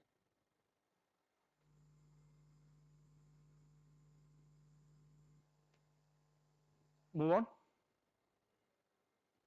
Okay. So this is one simple architecture you can adopt. Again, all of this is part of the slide. You can take it. One single, simple, very simple architecture you can follow. And if this is more of an app architecture, and this is how the cloud architecture will look like, right? Very specific, what kind of components would you use? And these are some of the styles, right? These are some of the styles you can use as a company to kind of deploy or host your application. These are some of the patterns. Okay, now this is what I've been talking earlier. If you are a startup and you want to take up one stack which is AI and cloud relevant, this is the list. And this will have all the tools that you need to focus. Let's say if you're asking me, okay, which tool I should probably invest my time on, it'll be here. And I have categorized it for each category. So auth, there is a category, database. Have you heard of Superbase? How many of you have heard of Superbase? Yeah, okay, good. So Superbase is probably going to be the most prominent database that you will know in the future. Very tricky to tell you, but I think MySQL, Postgres, this will slowly either change into what Superbase does, or maybe people will go into Superbase. So imagine Superbase like an open source replacement of Firebase. That's a very simple approach to say, but it's not limited to that, but one way to look at it. So what I've done is I've added tools and technologies for each of the section within AI and relevant new gen cloud, which you should probably focus on. And I've also added the open source side of the things on the left. So take time and then kind of go through this. Any help needed, you can ask right now. Anything that clicks to your mind. Good, move on. Okay. Now, this is another aspect that I want you guys to kind of think through. Now, because AI is very expensive from a cloud standpoint, it is important that how you run and test and try and develop and familiar with it is also important. So what I've shown is two ways world is right now running it. Now, the way on the left is the NVIDIA's new system that is not yet widely available, but this is something people like me and others have been trying. So this is a Mac. It is connected through a FireWire, but you can do the similar thing with the PC also. So it's a bridge using USB 3, where you have kind of stacked multiple computers together and you treat it as one single compute unit. So for example, if one of the Mac has 32 GB memory and a, let's say 4 CPU system, you kind of combine all of them and you get like into 4, right? And that becomes your compute for the AI, because AI's base configuration itself is huge. So in order for you to kind of get into this, it's very important that you familiarize these tools and these techniques, because you will not be able to pay a cloud provider to kind of test your AI. It's very expensive, right? Even the lowest GPU on the distributed cloud itself is a good amount of money from a month perspective. So for you to kind of test and run and familiarize AI, you need this kind of setup at your company or at your home. Yeah, I have in my Bangalore home, I have 3 of this. The latest MacBook, the $500 one. That's a base configuration. But in here in Trivandrum, I have a 2 GPU, which is you can actually combine 2 PC GPUs with something called SLI. So you can have a high performance bridge between them within the PCIe, and it will run like 2 GPU. So for example, if 1 GPU is 12 GB, you get 24 GB of VRAM to run, which I'll be able to run most of the open source models on top of it. Right now, I'm not using anything for groundbreaking. It's just fun and then learning and stuff like that, right? But I can use. It's quite a good computer. If you want, you can. And these are some of the systems that you should definitely note down from a cloud perspective, which can give you cheap compute and distributed compute, right? Very important you check those out. Now, this single slide, if you were to kind of research and get into this list, would have probably taken you a lot of time and energy, right? So these are very valuable slides. Make use of it, right? If you take the entire Technopark, I can bet there will be like 99% of the people, those who haven't even heard of any of these. Yeah, that'll be there. The slides should be there, part of the talk. If you go to FAYA's website, I think it should be there. I'm not sure. I think we can figure it out. That's not a problem. Or else I can publish this in my website also. That's fine. Okay, so this is clear. Any question on this? So if you are an employee and you want your manager to help you on something, this is what you should ask, because this will combinedly cost you only 4 into 3. So that's like 1.2 lakhs. You can get a very solid system for your team. Locally set up, no internet, and you can run pretty much all AI models on top of it. Most of the Hugging Face, most of the LLMs, most of the cloud supported things you can try testing in locally. So if you ask a company something, this should be something that you should ask for. 1.5 lakh for a company is a jujube money, right? So we should definitely ask for this. Okay, any other questions on this? Okay, great. I'm going to skip all of this. Okay, this is a very important slide, because as you get into developing using AI in cloud, you would, I mean, the industry will tell you that it's going to save you time, right? But basically what is happening right now as a programmer, how many of you are programmers right now? 1, 2, only 2 programs. Okay, I would suggest every one of you to get into programming, because it's the most creative time to be a programmer right now. Every one of can easily be a programmer right now, because most of the heavy lifting will be done by AI and the cloud, right? So if you're a programmer, earlier what used to happen before the invention of generative AI and LLM, you used to probably take a developer perspective 2 hours, and then you will take some time for debugging, right? So basically 8 hours, but you will spend most of the time on debugging and correcting and iterating the code, 2 hours to kind of basic coding, right? But AI kind of does phenomenal work. It can generate you that code at 5 minutes. But the problem is you will still spend a lot more time in making use of that code, because most of the code generated by the AI are garbage. Absolute garbage, right? So you need to develop a technique where, just like your managers used to push for you to work with other people, you need to develop a skill to work with the cloud and AI. You need to develop that skill set. So if you ask me what is that most important skill set for future, is that coexistence with AI and cloud. That is a trick. It's a very, it will sound very easy for you. It is very difficult to master. It's an extremely difficult skill to master, and you're already behind.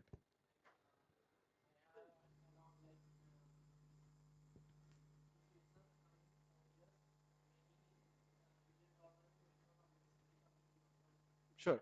Yeah, it's exaggerated.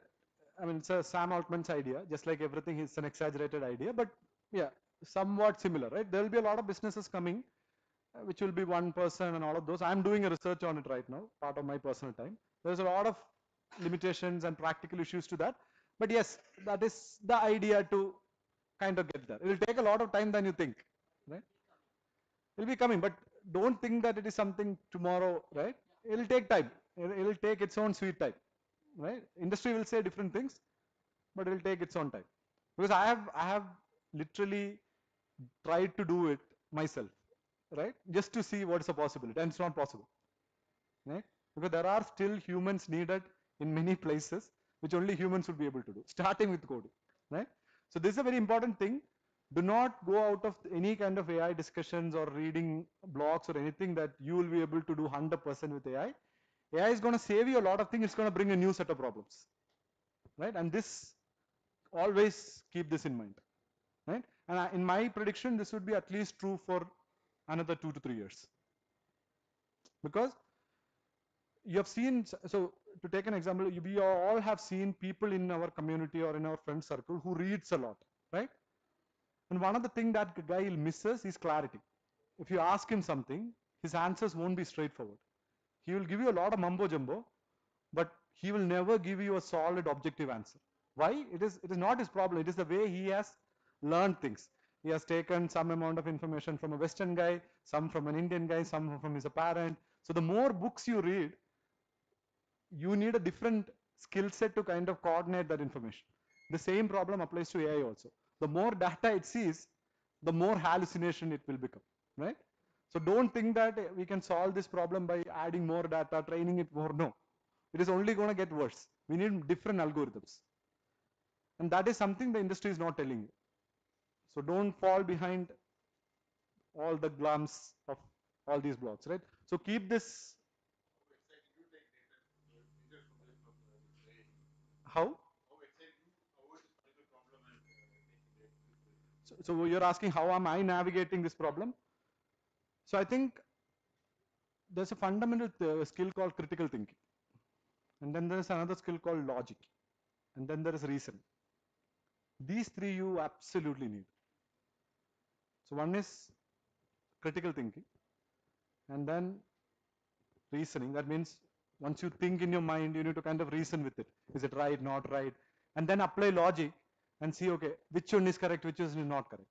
Now these three will only work out if you read a lot. Read a lot in the sense, you will first build this skill set, but then you need to be updated. You have to continuously learn. If you combine both of this, then you will be able to figure out, okay, which one is a BS, which one is not, and your brain is very good at it. So it's not a technique, right? I mean, you can. It's hard-earned work, right? It's not something AI will be able to tell you, and nobody will be able to. It's a hard work. It'll come with age, it'll come with your experience, it'll come with the journey that you take in life, and that is currently irreplaceable. Right? And that is the comfort that you can take as a person to say that, okay, let it come, we can deal with it. Right? Okay, so this is clear. Now, I am deliberately skipping most of the cloud thing because I'm pretty sure you guys are not interested, right? So that is why we are going into more into AI. So use me because I have tons of exposure to that. So if you have questions, ask. So I'm going to skip this. Anybody from large enterprises? I think you were from H&R. Okay. So I think, okay, so you heard of microservices, right? Have you imagined microservices like this? Yeah. Yeah, so in a very simple sense, a ship supposed to carry a lot of containers is carried like this, and then from the containers, if you want to transport something, you use ropes to transport, which is a very inefficient mechanism, right? Now the reason why I put this there is this is what is happening with microservices. So let's say you are in a company where you don't have a lot of flexibility, you have a lot of downtime and everything, and you and your friends meet microservices, which is a new pattern, cool guy on the block, and you implement, and you can read this, right? This is called overhead cost. What this slide try to tell you is, do not fall for all these mumbo jumbos as companies, right? If you read blog or if you read somebody else's perspective, they will all say that, okay, adopt microservice for your enterprise. It's going to be like flawless, right? And I have at least participated probably some 100+ projects in my past where it's not an easy answer, right? So do not, from an enterprise standpoint, do not fall for patterns that these blogs are writing, these companies are saying. Again, critical thinking, reasoning, logic, apply, and then try to kind of find it, right? Now this is a good slide. I think maybe for you, both of you, it might be good. So this is how the cloud has been evolving. So there are some things you can definitely take forward from this. Is you can definitely adopt a lot of DevOps practices. There are some good DevOps practices. You can definitely adopt containerization, for example, right? If you bring containerization, there is definitely savings and advantages, and that's pretty much it. I won't suggest anything else at this point. So basically, to give you a comfort saying that with AI, with cloud, fundamentally nothing has changed. It's the same old thing, but only made things are now worse more than before, right? That's the takeaway you should go. Okay, this you should read, a lot of good input, but I think I'm not going to go into it. But basically the takeaway here is that if you're as a company, it's the right time to reevaluate your architecture. Right time, because the workloads are changing. There is a lot of confusion in the industry, wrong patterns. So if you want to try something new or introduce something in the company, this is the right time. You can go back, reevaluate your approach if you are system admins or architects, stuff like that. But these are very specific inputs for that and with the data. Okay, I'm going to skip all of this. Okay, these are all some data points. Now, what I just told you that all these mumbo jumbo words are not good from an enterprise standpoint, it is not based out of my perception alone, right? It is based on data. It's not something that I made up, right? So all these slides are data points which supports why I say so. So to take an example, this is reality versus hype, right? So 78% of cloud initiatives fails. That means if an enterprise decide to adopt cloud because the neighbor company also adopted it, 78% of that cases fail. So cloud is not your answer just because somebody else did it. You need to figure out if it is useful for you, if that architecture works out. And similar thing goes for microservices or any other mumbo jumbo words, right? And that is still true. So these slides are going to tell you what are the hidden costs and then how things are going. And this again another way to, how many of you know what is microservices? Okay, 3, 4 of you, good. So this is another way to think of microservices. Uh, Literally it's a headache, right? Now I have worked on very large deployments where millions of hits comes in seconds, and believe me, it's a nightmare, right? All the promises it has will not deliver. So be very careful to adopt it, and that is not changed. So if you have a very simple 3-tier architecture with a monolith and a one single code base, survive with it. If you take, for example, Zerodha, it's a very interesting case study for you to, for all of you guys to do. Study about what Zerodha's technical team is doing. They're still with, and also Instagram. They're still with very small engineering team.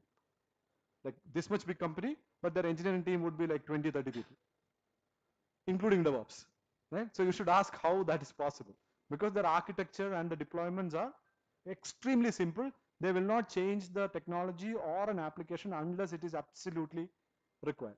They still runs on one single database. Imagine this, entire Zerodha, which has around 11.2 million users, daily active users, still goes through one single database.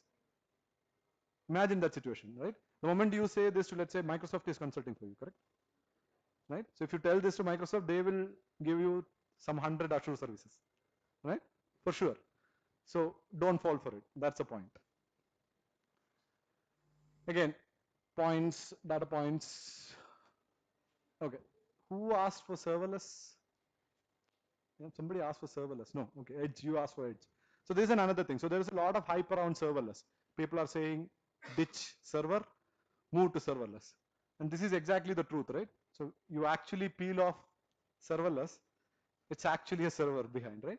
But being said that, that's a joke, right? But being said that, that doesn't make it's a less valuable thing. It's one of the most relevant things right now. If you're trying to deploy your application, if you're trying to host your application or use cloud, serverless is a viable choice. So for example, Superbase, I taken that example, right?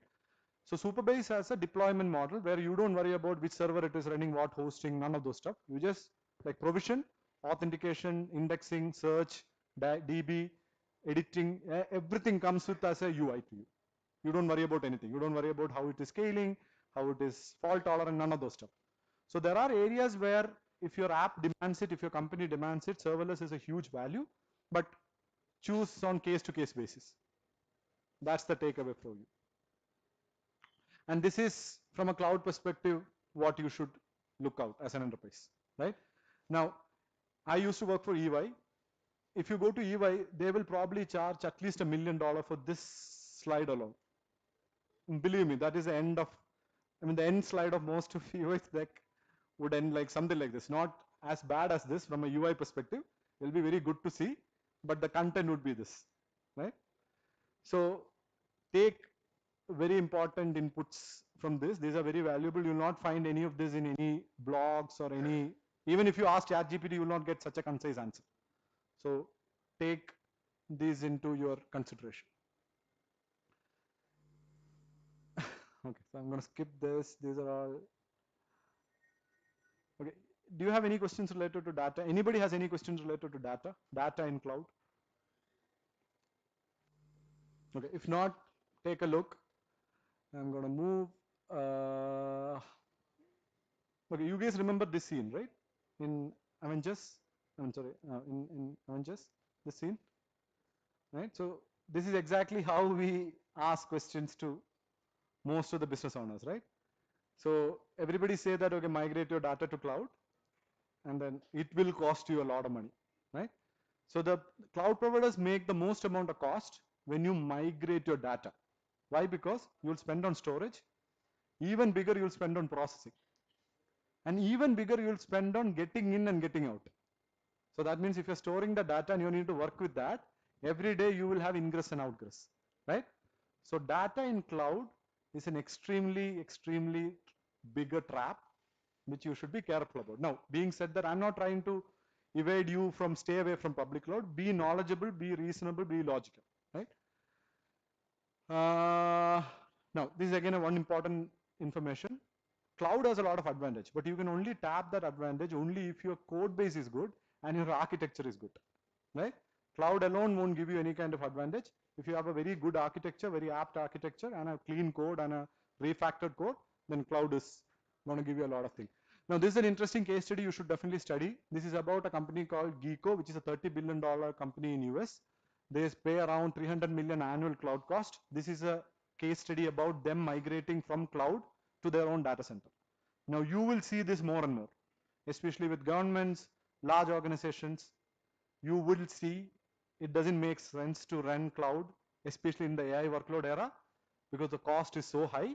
So you want to bring it back into your own data center or co-location data center. And this is one of the examples that you should definitely look at. It's a very interesting case study. Okay, before I go there, any questions? We have 15 more minutes. You can ask me anything under the sun on tech or otherwise. AI, cloud, software engineering, system engineering, all of those.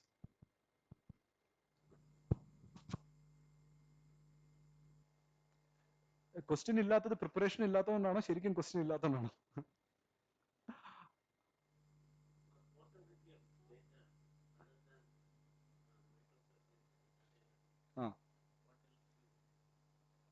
From where to where? This is concerned with the medical record. Okay. Portability Yeah. throughout the world. Okay. You are asking how can I mobilize my data apart from container and Microservice. yeah. So if you really look at here, I don't think you can. Yeah.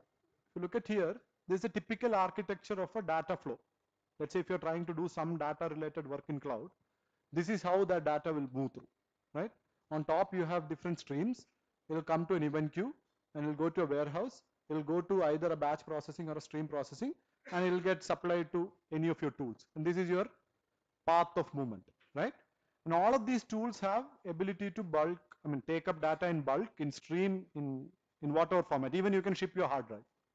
If you want, if let's say if you have 20 terabytes of hard drive data with you, you can even put it in a hard drive and ship it to the cloud provider, and they will store it in your, transfer it to your server. All kinds of options are there.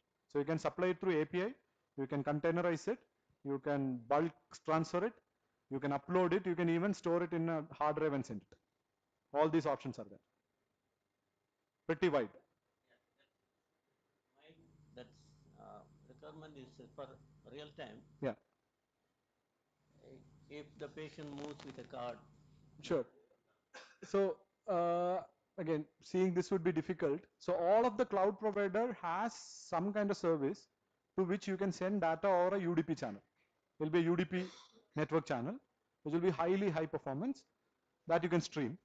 That is one option. If you want to depend on open source, you should check out something called Cloud Networking Foundation, right? Under CNF, there are Fluentd, there are Apache Kafka, there are so many different other tools which can ingress data on real time. It doesn't have to be. See, it depends on what first of all, what are you going to do with the data? And then how soon are you going to send the data? How soon you want the data back? All of those parameters needs to be accounted to figure out the solution. Cloud Foundry could be one option. Kafka could be another option. Fluentd could be another option. If you take Amazon SQS is an option. Redshift is an option. So I have put 3 cloud providers and their tools here. So you'll find that information. If you open from laptop, it will be much more clearer to see. Okay, any other questions? We have 10 more minutes left. I just need 2 minutes for the last slide.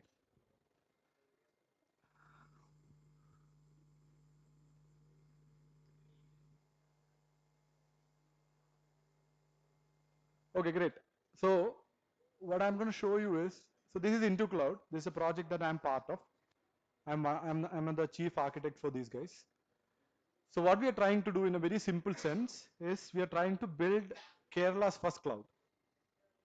Or for that matter, I think India's first cloud. Because India doesn't have any native cloud solution. There is E2E, there is Airtel, there is Ola, but they're all not native clouds. They're all bare metal data center kind of solutions, right? So what we are trying to do is we are trying to change the status quo and trying to achieve something very ambitious. I don't know how far this will go, but the idea is to build an Amazon kind of services from Kerala, right? So it has 3 main components. It has a component called Spark, which will have all the traditional Amazon kind of services, your compute, storage, S3, and all of those, which is going to run out of something called Kubernetes. The underlying tech would be Kubernetes. And we'll have something called Dune, where we are trying to provision AI-related workloads. So we will be able to provision GPUs, access them, deploy them, train them, all up through a portal. And then it has something called Opti, which has the optimization engine. So you can apply that to figure out how much cost that you are running, how much you are saving, and stuff like that. So this is a project that we are proud of. We're going to open source some component of this. So at that point, I think maybe within the community, we can get a lot of input. So that's the wrap. Now, I want to conclude with this, right?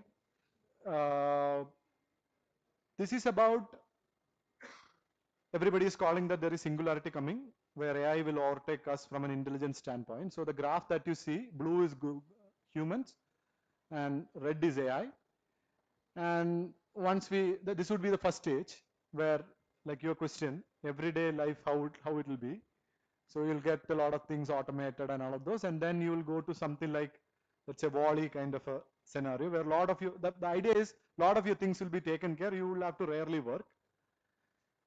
And then singularity is achieved. So when singularity is achieved, where AI is able to surpass you from a potential standpoint, that is when singularity is achieved, right? Now, what I want you to leave you guys with is, you need to figure out how to make this graph up. The potential of humans, how do you go up? Because then AI always has to catch up. So figure that out. It's a thought experiment for you. Go back and figure out how you can be one step ahead from AI. Right now it is not possible. AI is 100 steps ahead of us in many instances. But you need to figure out and think how we can be one step ahead. If you are able to figure that out, that's a very solid input for the upcoming generation, your company, your children, and all of those. Now the reason why I brought this up is, this is again an intro. I am working on a project called Zero. I have not talked about this in anywhere. This is the first time that I'm talking. Zero is where we are trying to maximize the potential of human beings. It's a very, very ambitious thing. See, Into Cloud is my side project, but Zero is gonna be my primary project. And this is the first time that I'm telling that to the world, where the fundamental idea is to figure out how can we make humans one step ahead of AI. Now I have partnered with some of the brightest minds in the world. So I have luckily got two co-founders. We are top of their game. Soon announce this. But through Zero, we're going to set up a center in Bangalore first. We're going to start a business in Kerala also, where the idea would be to train each individual or coach each individual to achieve maximum potential of theirs, so that we are 1 or 2 or 10 steps ahead of AI. Now, the reason why I want to have that announcement here is because of Deepu. Because what Deepu is trying to do, Deepu and I go back really long. I like his ideas and his perspective. He's a very hard-working guy, very pure. He's a purist. He doesn't have any other intentions. He's like Elon. Elon is a purist. He doesn't care about what world thinks and stuff like that. So Deepu has a tremendous amount of vision and energy. So what he's trying to do through MuLearn is something similar to that. Now, I always differ with him about outputs because he's not outcome oriented. He is more of, he just want to, നമ്മുടെ പച്ച മലയാളത്തിൽ പറഞ്ഞ പുള്ളിക്ക് ഓളം ഉണ്ടാക്കണം. Like, ഇന്ന വെള്ളത്തിൽ പുള്ളി അത് എപ്പോഴും ഉപയോഗിക്കുന്ന ഒരു വേർഡാണ്. Right? He'll just create ripple effect and flow in water. That's what he care about. He doesn't care about what does the ripple create. He doesn't care about. But me on the other hand, I am trying to do Zero where I care about the outcome. And the team that I'm trying to deploy, we're going to care about the outcome. And I believe MuLearnന്റെ ടാലന്റും ഞാൻ പോകുന്ന പാത്തിലും കുറെ synergy ഉള്ളതായിട്ട് എനിക്ക് feel ചെയ്യുന്നുണ്ട്. So that is the reason why I came here. We had a very 2-3 hour long discussion. I liked what he's achieved in the last 2-3 years. I'm trying to see how we can partner. Now, in the interesting thing എന്താണെന്ന് പറഞ്ഞാൽ ഞാൻ ഈ സീറോയെ പറ്റി അവൻ്റെ അടുത്ത് പോലും പറഞ്ഞിട്ടില്ല. Like I haven't talked to Deepu also. This is the first time that I'm talking. I'm going to talk to him in detail. But the whole idea of this session and this whole thing was, I'm going to start a kind of an evangelism where I'm going to talk further, talk to people, and try to help them change. Maybe through MuLearn, maybe through FAYA Port 80, or maybe through some other forum. But the idea is to tell you that it's possible to flip this graph, which I see, right? And if you are late, maybe let's say another 2 years, it might be difficult. But now we can. If you start now, we definitely can. So I want to end with that to you guys. You guys also think through it. When I announce that project much more wider, there will be areas where you guys can also contribute in terms of open source or in terms of mentors and all of those aspects, maybe relationship and all of those aspects. But that's the context for you. So if you have any questions related to that, please. Yeah.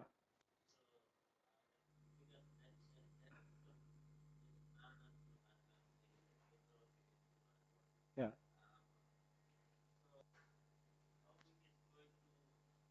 So is your question whether singularity is going to happen or not? It will, for sure. Because so it's a question of when. Singularity is definitely going to happen, right? The reason being, so if you remember my starting slide, I think you can just go there one quickly. No. So this is a very thought-provoking thing. So you see this point? Can you guys read what it is? So it says you're arguing with strangers in Twitter here. Did you guys understand what that means? മനസ്സിലായോ നിങ്ങൾക്ക് ആർക്കെങ്കിലും ഇത് decipher ചെയ്യാൻ പറ്റുമോ? I didn't no ഈ മീമൊക്കെ നിങ്ങൾക്ക് ഇത്രയും tough ആയിരിക്കും എന്ന് ഞാൻ വിചാരിച്ചു. No, but okay, but what idea does it comes to when you see that graph, that picture? Yeah, metrics in there for sure. But what is the idea?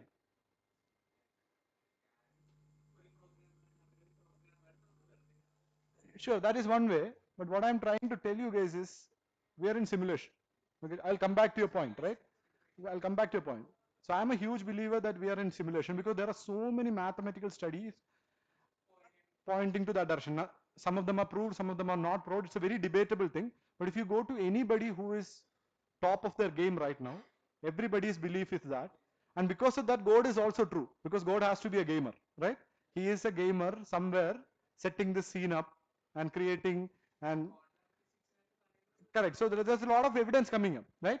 So in that perspective, like back to your point, right? In that perspective, singularity is something which has to happen. Yeah, but it has to happen, right? Now you should also go to my website, and there's a piece that I have written with the help of AI. I didn't write it. I have asked AI to write, and I have supplied points. And also it is there in my X. It's called Future Creates Past. It's a very interesting process. Read it, right? And try to understand this concept where are we going towards future, or is there somebody there who is creating the system in such a way that we are going towards the direction, right? Again, I'm not saying this is right or wrong. That's not my point. My point, these are interesting thought experiments for you to apply. Now, whether you go mad about it or whether you go haywire with that thought process, I don't know. That's all personal capacity. But think about it. In that perspective, sir, singularity is absolutely possible. And many experts agreed, including the person who originally called it out, which is Ray Kurzweil. His thesis also is based on that. So it has to happen.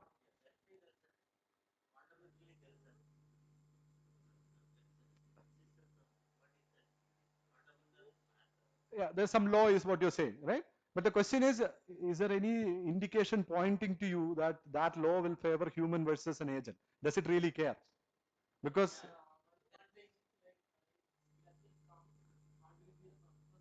exactly. So the point is, why do you even consider yourself as humans?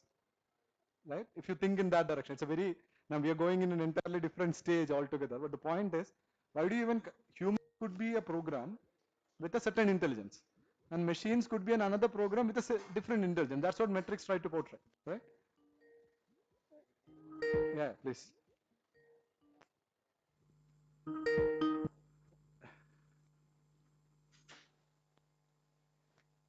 Hey, Dibu.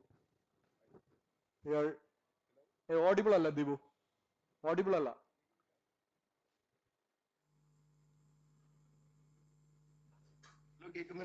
Yeah, now it's fine.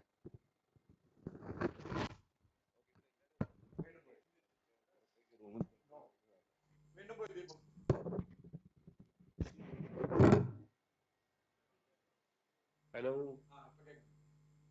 Hi hi hi hi അപ്പോ അവിടെ പുതിയ ഇത്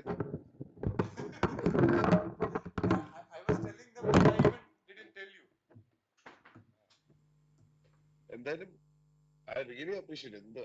ഭയങ്കര informative ആയിട്ടുള്ള session ആയിരുന്നു. എന്തുമാത്രം കാര്യങ്ങൾ അതിനകത്തേക്ക് കയറ്റി ആ ഒരു ചെറിയ ഇതിനകത്തേക്ക് കൊണ്ടുവന്നുള്ളതാണ് റിയലി അമേസിങ് അൻഷ. അപ്പോ എനിക്കറിയാം എല്ലാവരും അവിടെ തകർന്നിരിക്കുകയാണെന്നാണ് എനിക്ക് തോന്നുന്നത്. ഏതാ ചെറിയൊരു കിളി പറഞ്ഞ അവസ്ഥയാണെന്ന്. ചെറിയൊരു കിളി പറഞ്ഞ അവസ്ഥയാണ്. പക്ഷെ ദാറ്റ് ഈസ് ഗുഡ്. അവിടെ ഒരു ഒരു ഒരു ഒരു ഒരു ഒരു ഒരു ഷേക്കിംഗ് ആവശ്യമാണ്. ഓളം എന്തായാലും നടന്നിട്ടുണ്ട്. അതെ അതെ, ആ സെഷൻ എന്തായാലും വളരെ വളരെ വളരെ സെറ്റിലായിട്ട് തുടങ്ങി. അതിനകത്ത് പിന്നെ എന്താണ് ആൾക്കാരെല്ലാവരുടെയും മൈൻഡ് സെറ്റിനകത്ത് ആദ്യം ഒന്ന് ഷേക്ക് ചെയ്തിട്ടാണ് പതുക്കെ സ്റ്റാർട്ട് ചെയ്തത്. എല്ലാവരും ഇപ്പൊ തന്നെ സിംഗിൾ ആയിട്ട് വരും, അടുത്ത ആഴ്ച വരും എന്ന് പറഞ്ഞു നിൽക്കുന്ന ആ ഒരു ഹൈപ്പിൽ നിന്നും ഒന്ന് താഴേക്ക് ലോയിലേക്ക് കൊണ്ടുവന്ന് real context how it is actually happening എന്ന് പറയുന്ന കാര്യത്തിനൊക്കെ എത്തും. പിന്നെ നമ്മുടെ unawareness of whatever technologies that is out there. നമ്മള് ഒരു ചാറ്റ് GPT പിടിച്ചിരിക്കുകയാണ് ഒരുപാട് ആൾക്കാര്. അപ്പൊ അത് കഴിഞ്ഞതിന് ശേഷം വാട്ട് ഈസ് നെക്സ്റ്റ്, അത് കഴിഞ്ഞതിന് ശേഷം പിന്നെ വരുന്നതൊന്നും ആൾക്കാർ നോക്കുന്നില്ല എന്ന് പറയുന്ന ഒരു കാര്യമാണല്ലോ. സോ അതിനൊരു ഒരു ഒരു ഐ ഓപ്പണർ ആയിട്ട് കുറെ കാര്യങ്ങൾ, and also a lot of tools and things that these people can go back and research on. Correct. So extremely informative and thought-provoking session. Thank you. ഞാൻ എന്തായാലും 28th കഴിയുമ്പോൾ ഞാൻ തിരിച്ചു വരും with lot of other things also. Yes. കുറേ surprises ഉണ്ട്. So എന്തായാലും ഭയങ്കര ഞാൻ രാവിലെ ഇവിടെ ഇപ്പൊ രാവിലെ 5:30 ഞാന് ഉറക്കൊഴിഞ്ഞിരുന്ന് കാണാൻ. എനിക്ക് രാവിലെ 8 മണിയാകുമ്പോഴത്തേക്ക് എനിക്ക് പോകാനുള്ളതാണെങ്കിലും I've been waiting for you, and then session തുടങ്ങി കഴിഞ്ഞപ്പോഴത്തേക്ക് I was not able to stop watching it. Sure. Thank you, Devu. Okay. And then I hope the entire audience enjoyed it. അവർക്ക് ഡെഫിനറ്റ്ലി കുറച്ച് നല്ല value കിട്ടിയിട്ടുണ്ട് for sure. അതെ അതെ അതെ at least കുറച്ച് ഓളം ഉണ്ടാക്കാൻ പറ്റി. അതിൽ അവർ ആ സ്ലൈഡ് ചോദിക്കുന്നുണ്ട്. So if they kind of follow up അതെ ഓൺ ദ അതെ. ഞാൻ സ്ലൈഡ് ഓളം ഉണ്ടാക്കി നടക്കുന്നത് നീ എവിടെ ഔട്ട്കം ഉണ്ടാക്കും. നമുക്ക് നോക്കാം. Let's connect together. Yeah. Thank you Deepu. Take care. Okay. Bye. Super. And ഇത് വളരെ ഷോർട്ട് നോട്ടീസിലായിരുന്നു ഈ സെഷൻ എല്ലാവരിലേക്ക് എത്തിയിട്ടുള്ളത്. എങ്കിൽ പോലും ഒരുപാട് പേര് അവിടുന്ന് വന്നിട്ടുണ്ടായിരുന്നു. So really appreciate all the people who have joined, and I think there is 5 more FAYA portalities to go. ജൂണിലാണ് FAYA portality is going to conclude. 12 years out. And then, as I mentioned over the past many sessions, 12th year ആയി കഴിയുന്ന സമയത്ത് actually FAYA portality has to be the way to all the campuses, all the companies, and then each and every places അവരുടെ ഇൻട്രസ്റ്റിനനുസരിച്ച് എല്ലാ മാസവും പുതിയ കാര്യങ്ങൾ update ചെയ്യുന്ന രീതിയിലുള്ള സെഷൻസ് ആയിട്ട് അത് മാറണം. So we have initiated it in 2013, and all these period we have been working, and then hundreds of people came forward. ഇന്ന് അൻഷാദിനെ പോലെ തന്നെ വന്ന് ഇവിടെ സൗജന്യമായിട്ട് നോളേജ് ഷെയർ ചെയ്യാന്ന് പറയുന്ന ഒരു എക്കോസിസ്റ്റം ബിൽഡ് ചെയ്യുന്നതിനകത്ത് കോൺട്രിബ്യൂട്ട് ചെയ്തിട്ടുണ്ട്. And I would love to thank all those people who have been contributing towards FAYA portality to make it a grand success. അപ്പോൾ അടുത്ത ഒരു 5 FAYA portality സെഷൻസ് കൂടി നമുക്കുണ്ടാവും. And then I hope like it will wither away to all the campus and all the companies, because ആ ഒരു ചേഞ്ചിനെ വേഗത്തിൽ adapt ചെയ്യാനും അത് മനസ്സിലാക്കാനായിട്ടുമുള്ള ചെറിയ ചെറിയ കൂട്ടായ്മകൾ എല്ലാ സ്ഥലങ്ങളിലും ഉണ്ടാവണം. അത് ഉണ്ടാകേണ്ട സാഹചര്യം ആണ് ഇപ്പൊ മുന്നിലേക്ക് ഉള്ളതെന്നുള്ളത് എല്ലാവർക്കും മനസ്സിലായിട്ടുണ്ടാവും. ഫോർ ഷുവർ നമ്മൾ ഉണ്ടാക്കും, ഉറപ്പായിട്ടുണ്ടാക്കും. Okay, take care. Bye. Okay, yeah bye. അത്രയും പറയണോ തോന്നി, അതുകൊണ്ട് ഞാൻ ലൈവിലേക്ക് വന്നത്. Okay, bye Anshad. Excellent session. Yeah bye. And thank U.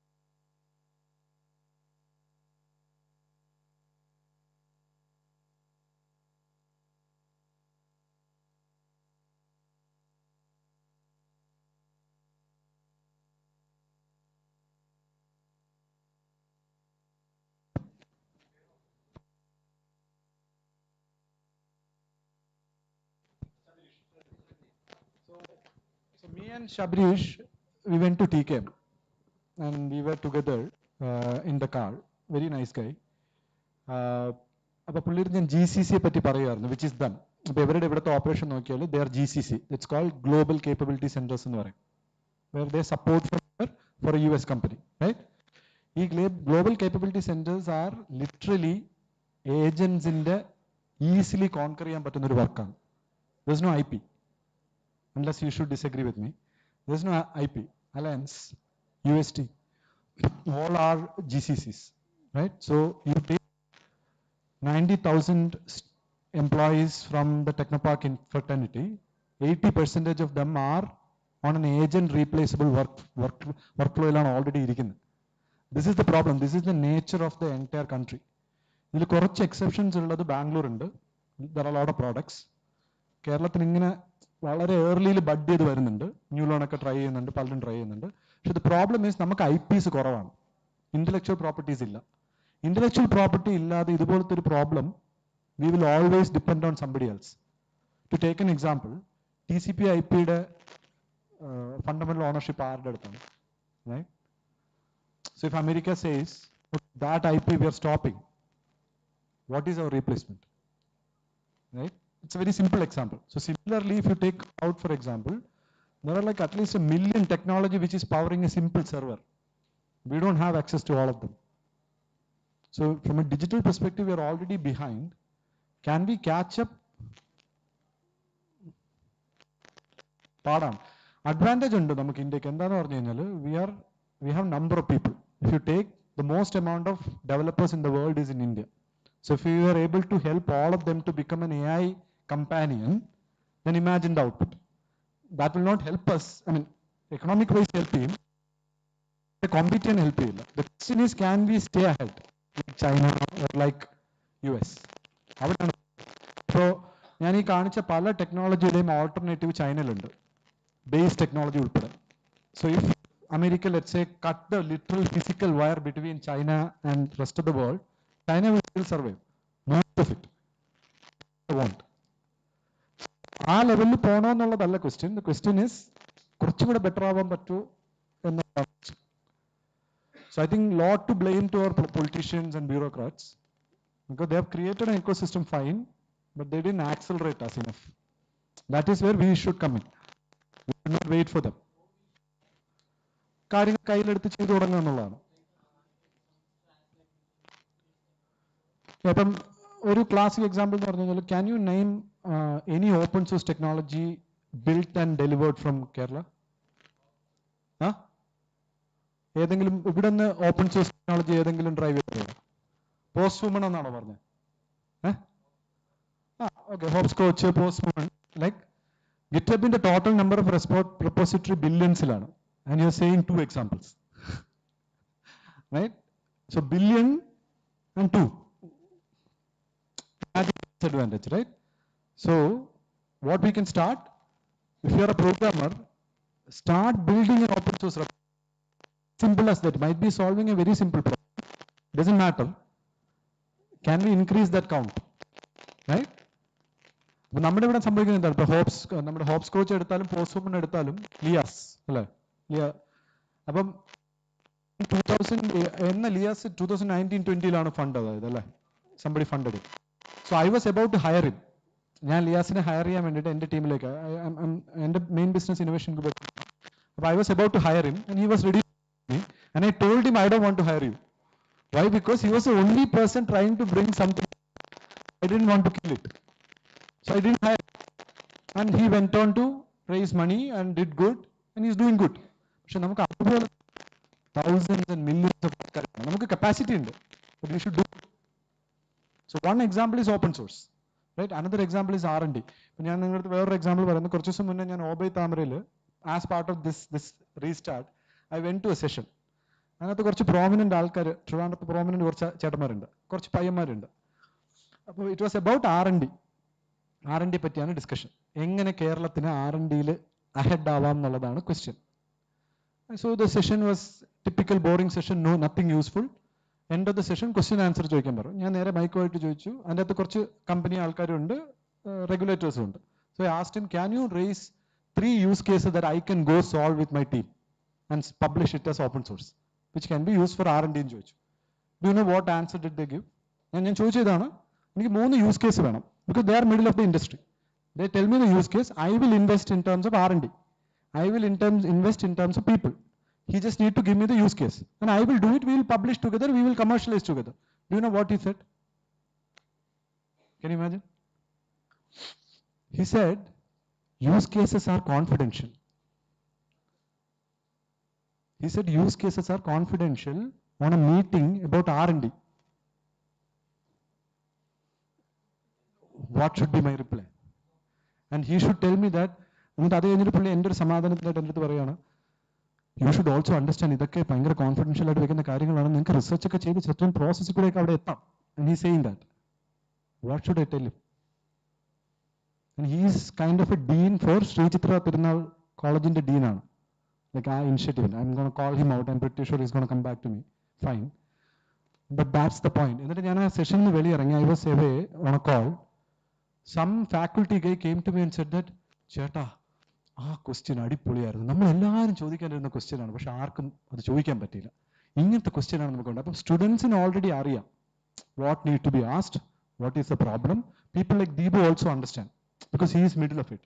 പക്ഷെ നമ്മുടെ ഇരിക്കുന്ന മുകളിലിരിക്കുന്ന സിസ്റ്റം പോളിസി മേക്കേഴ്സ്, ബിക്കോസ് നമ്മളിപ്പോൾ നമ്മുടെ മിനിസ്റ്ററിൻ്റെ അടുത്ത് ചോദിക്കേണ്ട, പിണറായി വിജയൻ്റെ അടുത്ത് ചോദിക്കേണ്ട ഒരു മേജർ ക്വസ്റ്റ്യൻ എന്താണെന്നറിയാമോ? എന്തുകൊണ്ട് കഴിഞ്ഞ 2 വർഷമായിട്ട് ഒരു 50,000 GPU വാങ്ങിയില്ല? Why? Answer, we need to have that answer. Why didn't Pinarayi Vijayan and Kerala IT Ministry didn't buy 50,000 GPUs? Why not? Right? Answer illa. This is the problem. So I think policy level change cheyyanam. പക്ഷേ പോളിസിക്ക് നമ്മൾ wait ചെയ്താൽ I think time എടുക്കും. We can just take things our own hand. കാരണം എന്തുകൊണ്ടെന്ന് പറഞ്ഞാൽ control ഇല്ല. നമ്മളൊരു open source എടുത്ത് ഗിറ്റബിൽ ഇട്ട who's gonna. But GitHub hacking tools vare undu. Nobody cares, right? You can publish. You don't depend on your company. You don't depend on your government. You don't depend on your bureaucrat. If you want to publish, you tell it to the world. And that is exactly what other countries are doing. We're just looking at it and then only to make him contribute to it. And that is a problem. That change cheyyanam. That change cheyumbo then we will face new challenges. Then we will understand how to create IP. Then the policy makers will notice, okay, ഇത്രയും സാധനങ്ങൾ അവന്മാർ ചെയ്യുന്നുണ്ട്, അപ്പോൾ ഇവന്മാർക്ക് ഒരു backing കൊടുക്കണം എന്ന് പറഞ്ഞ് അവർ വരും. ഇപ്പം നമ്മുടെ അച്ഛനമ്മമാരൊക്കെ ഡിമാൻഡ് ചെയ്യുമല്ലോ. They will say that our children are like working hard, you should make the arrangement for to support it, അല്ലെങ്കിൽ വോട്ട് എന്ന് പറഞ്ഞാൽ തീർന്നില്ല. പക്ഷെ അത് നമ്മുടെ തന്നെ തുടങ്ങാൻ പറ്റൂ. ദാറ്റ് ഈസ് എക്സാക്ട്ലി വാട്ട് ദീപുവിനെ പറ്റി എനിക്ക് ഇഷ്ടമുള്ള കാര്യം അതാണ്. Because that is what he is trying to do. He is trying to create that wave at the level where it is possible. അവിടെ പോസിബിൾ അല്ലാതെ ആവുന്നുള്ളൂ. അല്ലാതെ ദീപന് ഒരിക്കലും പിണറായി വിജയന്റെ അടുത്ത് ഇരുന്നിട്ട് ഹി കനോട്ട് സേ ഓക്കെ ഇങ്ങനെ ചെയ്യും അങ്ങനെ ചെയ്യുന്നൊന്നും പറയാൻ പറ്റില്ല. He might hear, but he will not implement it because he has other 100 political thing to take care. So it has to start from us for sure.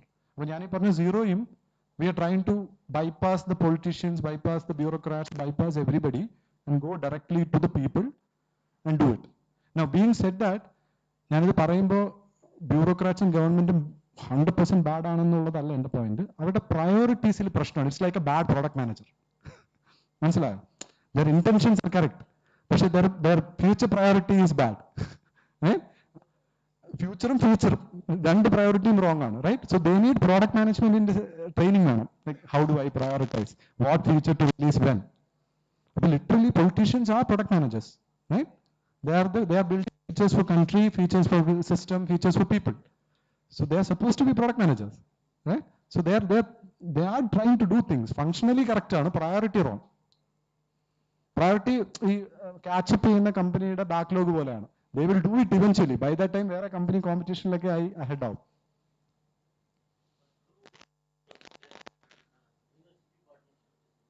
No, see, I think നമ്മൾ അങ്ങനത്തെ ഒരു culture ഇല്ല ഇവിടെ.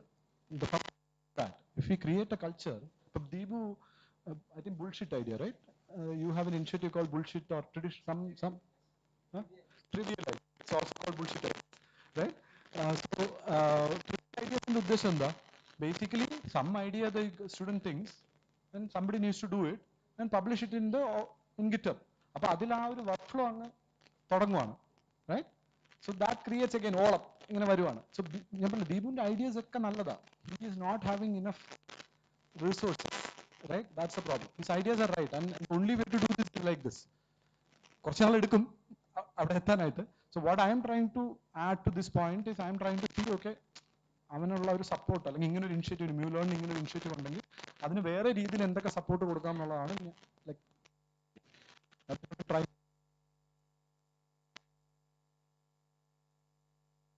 എനിക്ക് feel ചെയ്യണം. Is implemented. The people who are making the right. I don't know. I don't want to get into those. But it's not happening. Enough alla. കുറ്റം പറയാനും പറ്റില്ല. I think our fund നമുക്കിപ്പോൾ ജോലി ഉണ്ടല്ലോ. I think that is good. So government is doing a lot of things. പക്ഷേ accelerated അല്ല. Okay. വേറെ എന്തെങ്കിലും? Sorry. No, you can start ground up അല്ലേ. Like if you go to my repo, I was on a break for 2 years and I never programmed. 2 years കഴിഞ്ഞിട്ട് ഞാൻ ചുമ്മാ ഒരു 8-10 repo പല ഐഡിയാസിൽ ക്രിയേറ്റ് ചെയ്തിട്ടുണ്ട്. Like I even given random names, written the entire code, asked AI to write the code. എല്ലാം അതിനകത്തുണ്ട്. I didn't do any evangelism to kind of publish it, but use ideas ആണ് spread ചെയ്തേക്കുന്നത്. Also do it. Because AI allows you to kind of become a programmer easily. ആ ഒരു advantage നമ്മളിപ്പോൾ use ചെയ്ത് maximum contribution തുടങ്ങിയാൽ നമ്മുടെ skill സെറ്റും മാറും, ഇൻഡസ്ട്രിയും മാറും. യാ. So we can officially wind up the session, and Anshad will be available for another 10 to 15 minutes, right? We can, okay, fine. We can have a interaction with him, and if you want to stay back. Thank you, Mr. Anshad Ameenza, for your insightful and inspiring talk on the future of technology and cloud computing. I now invite the FAYA committee to present a memento as a token of appreciation.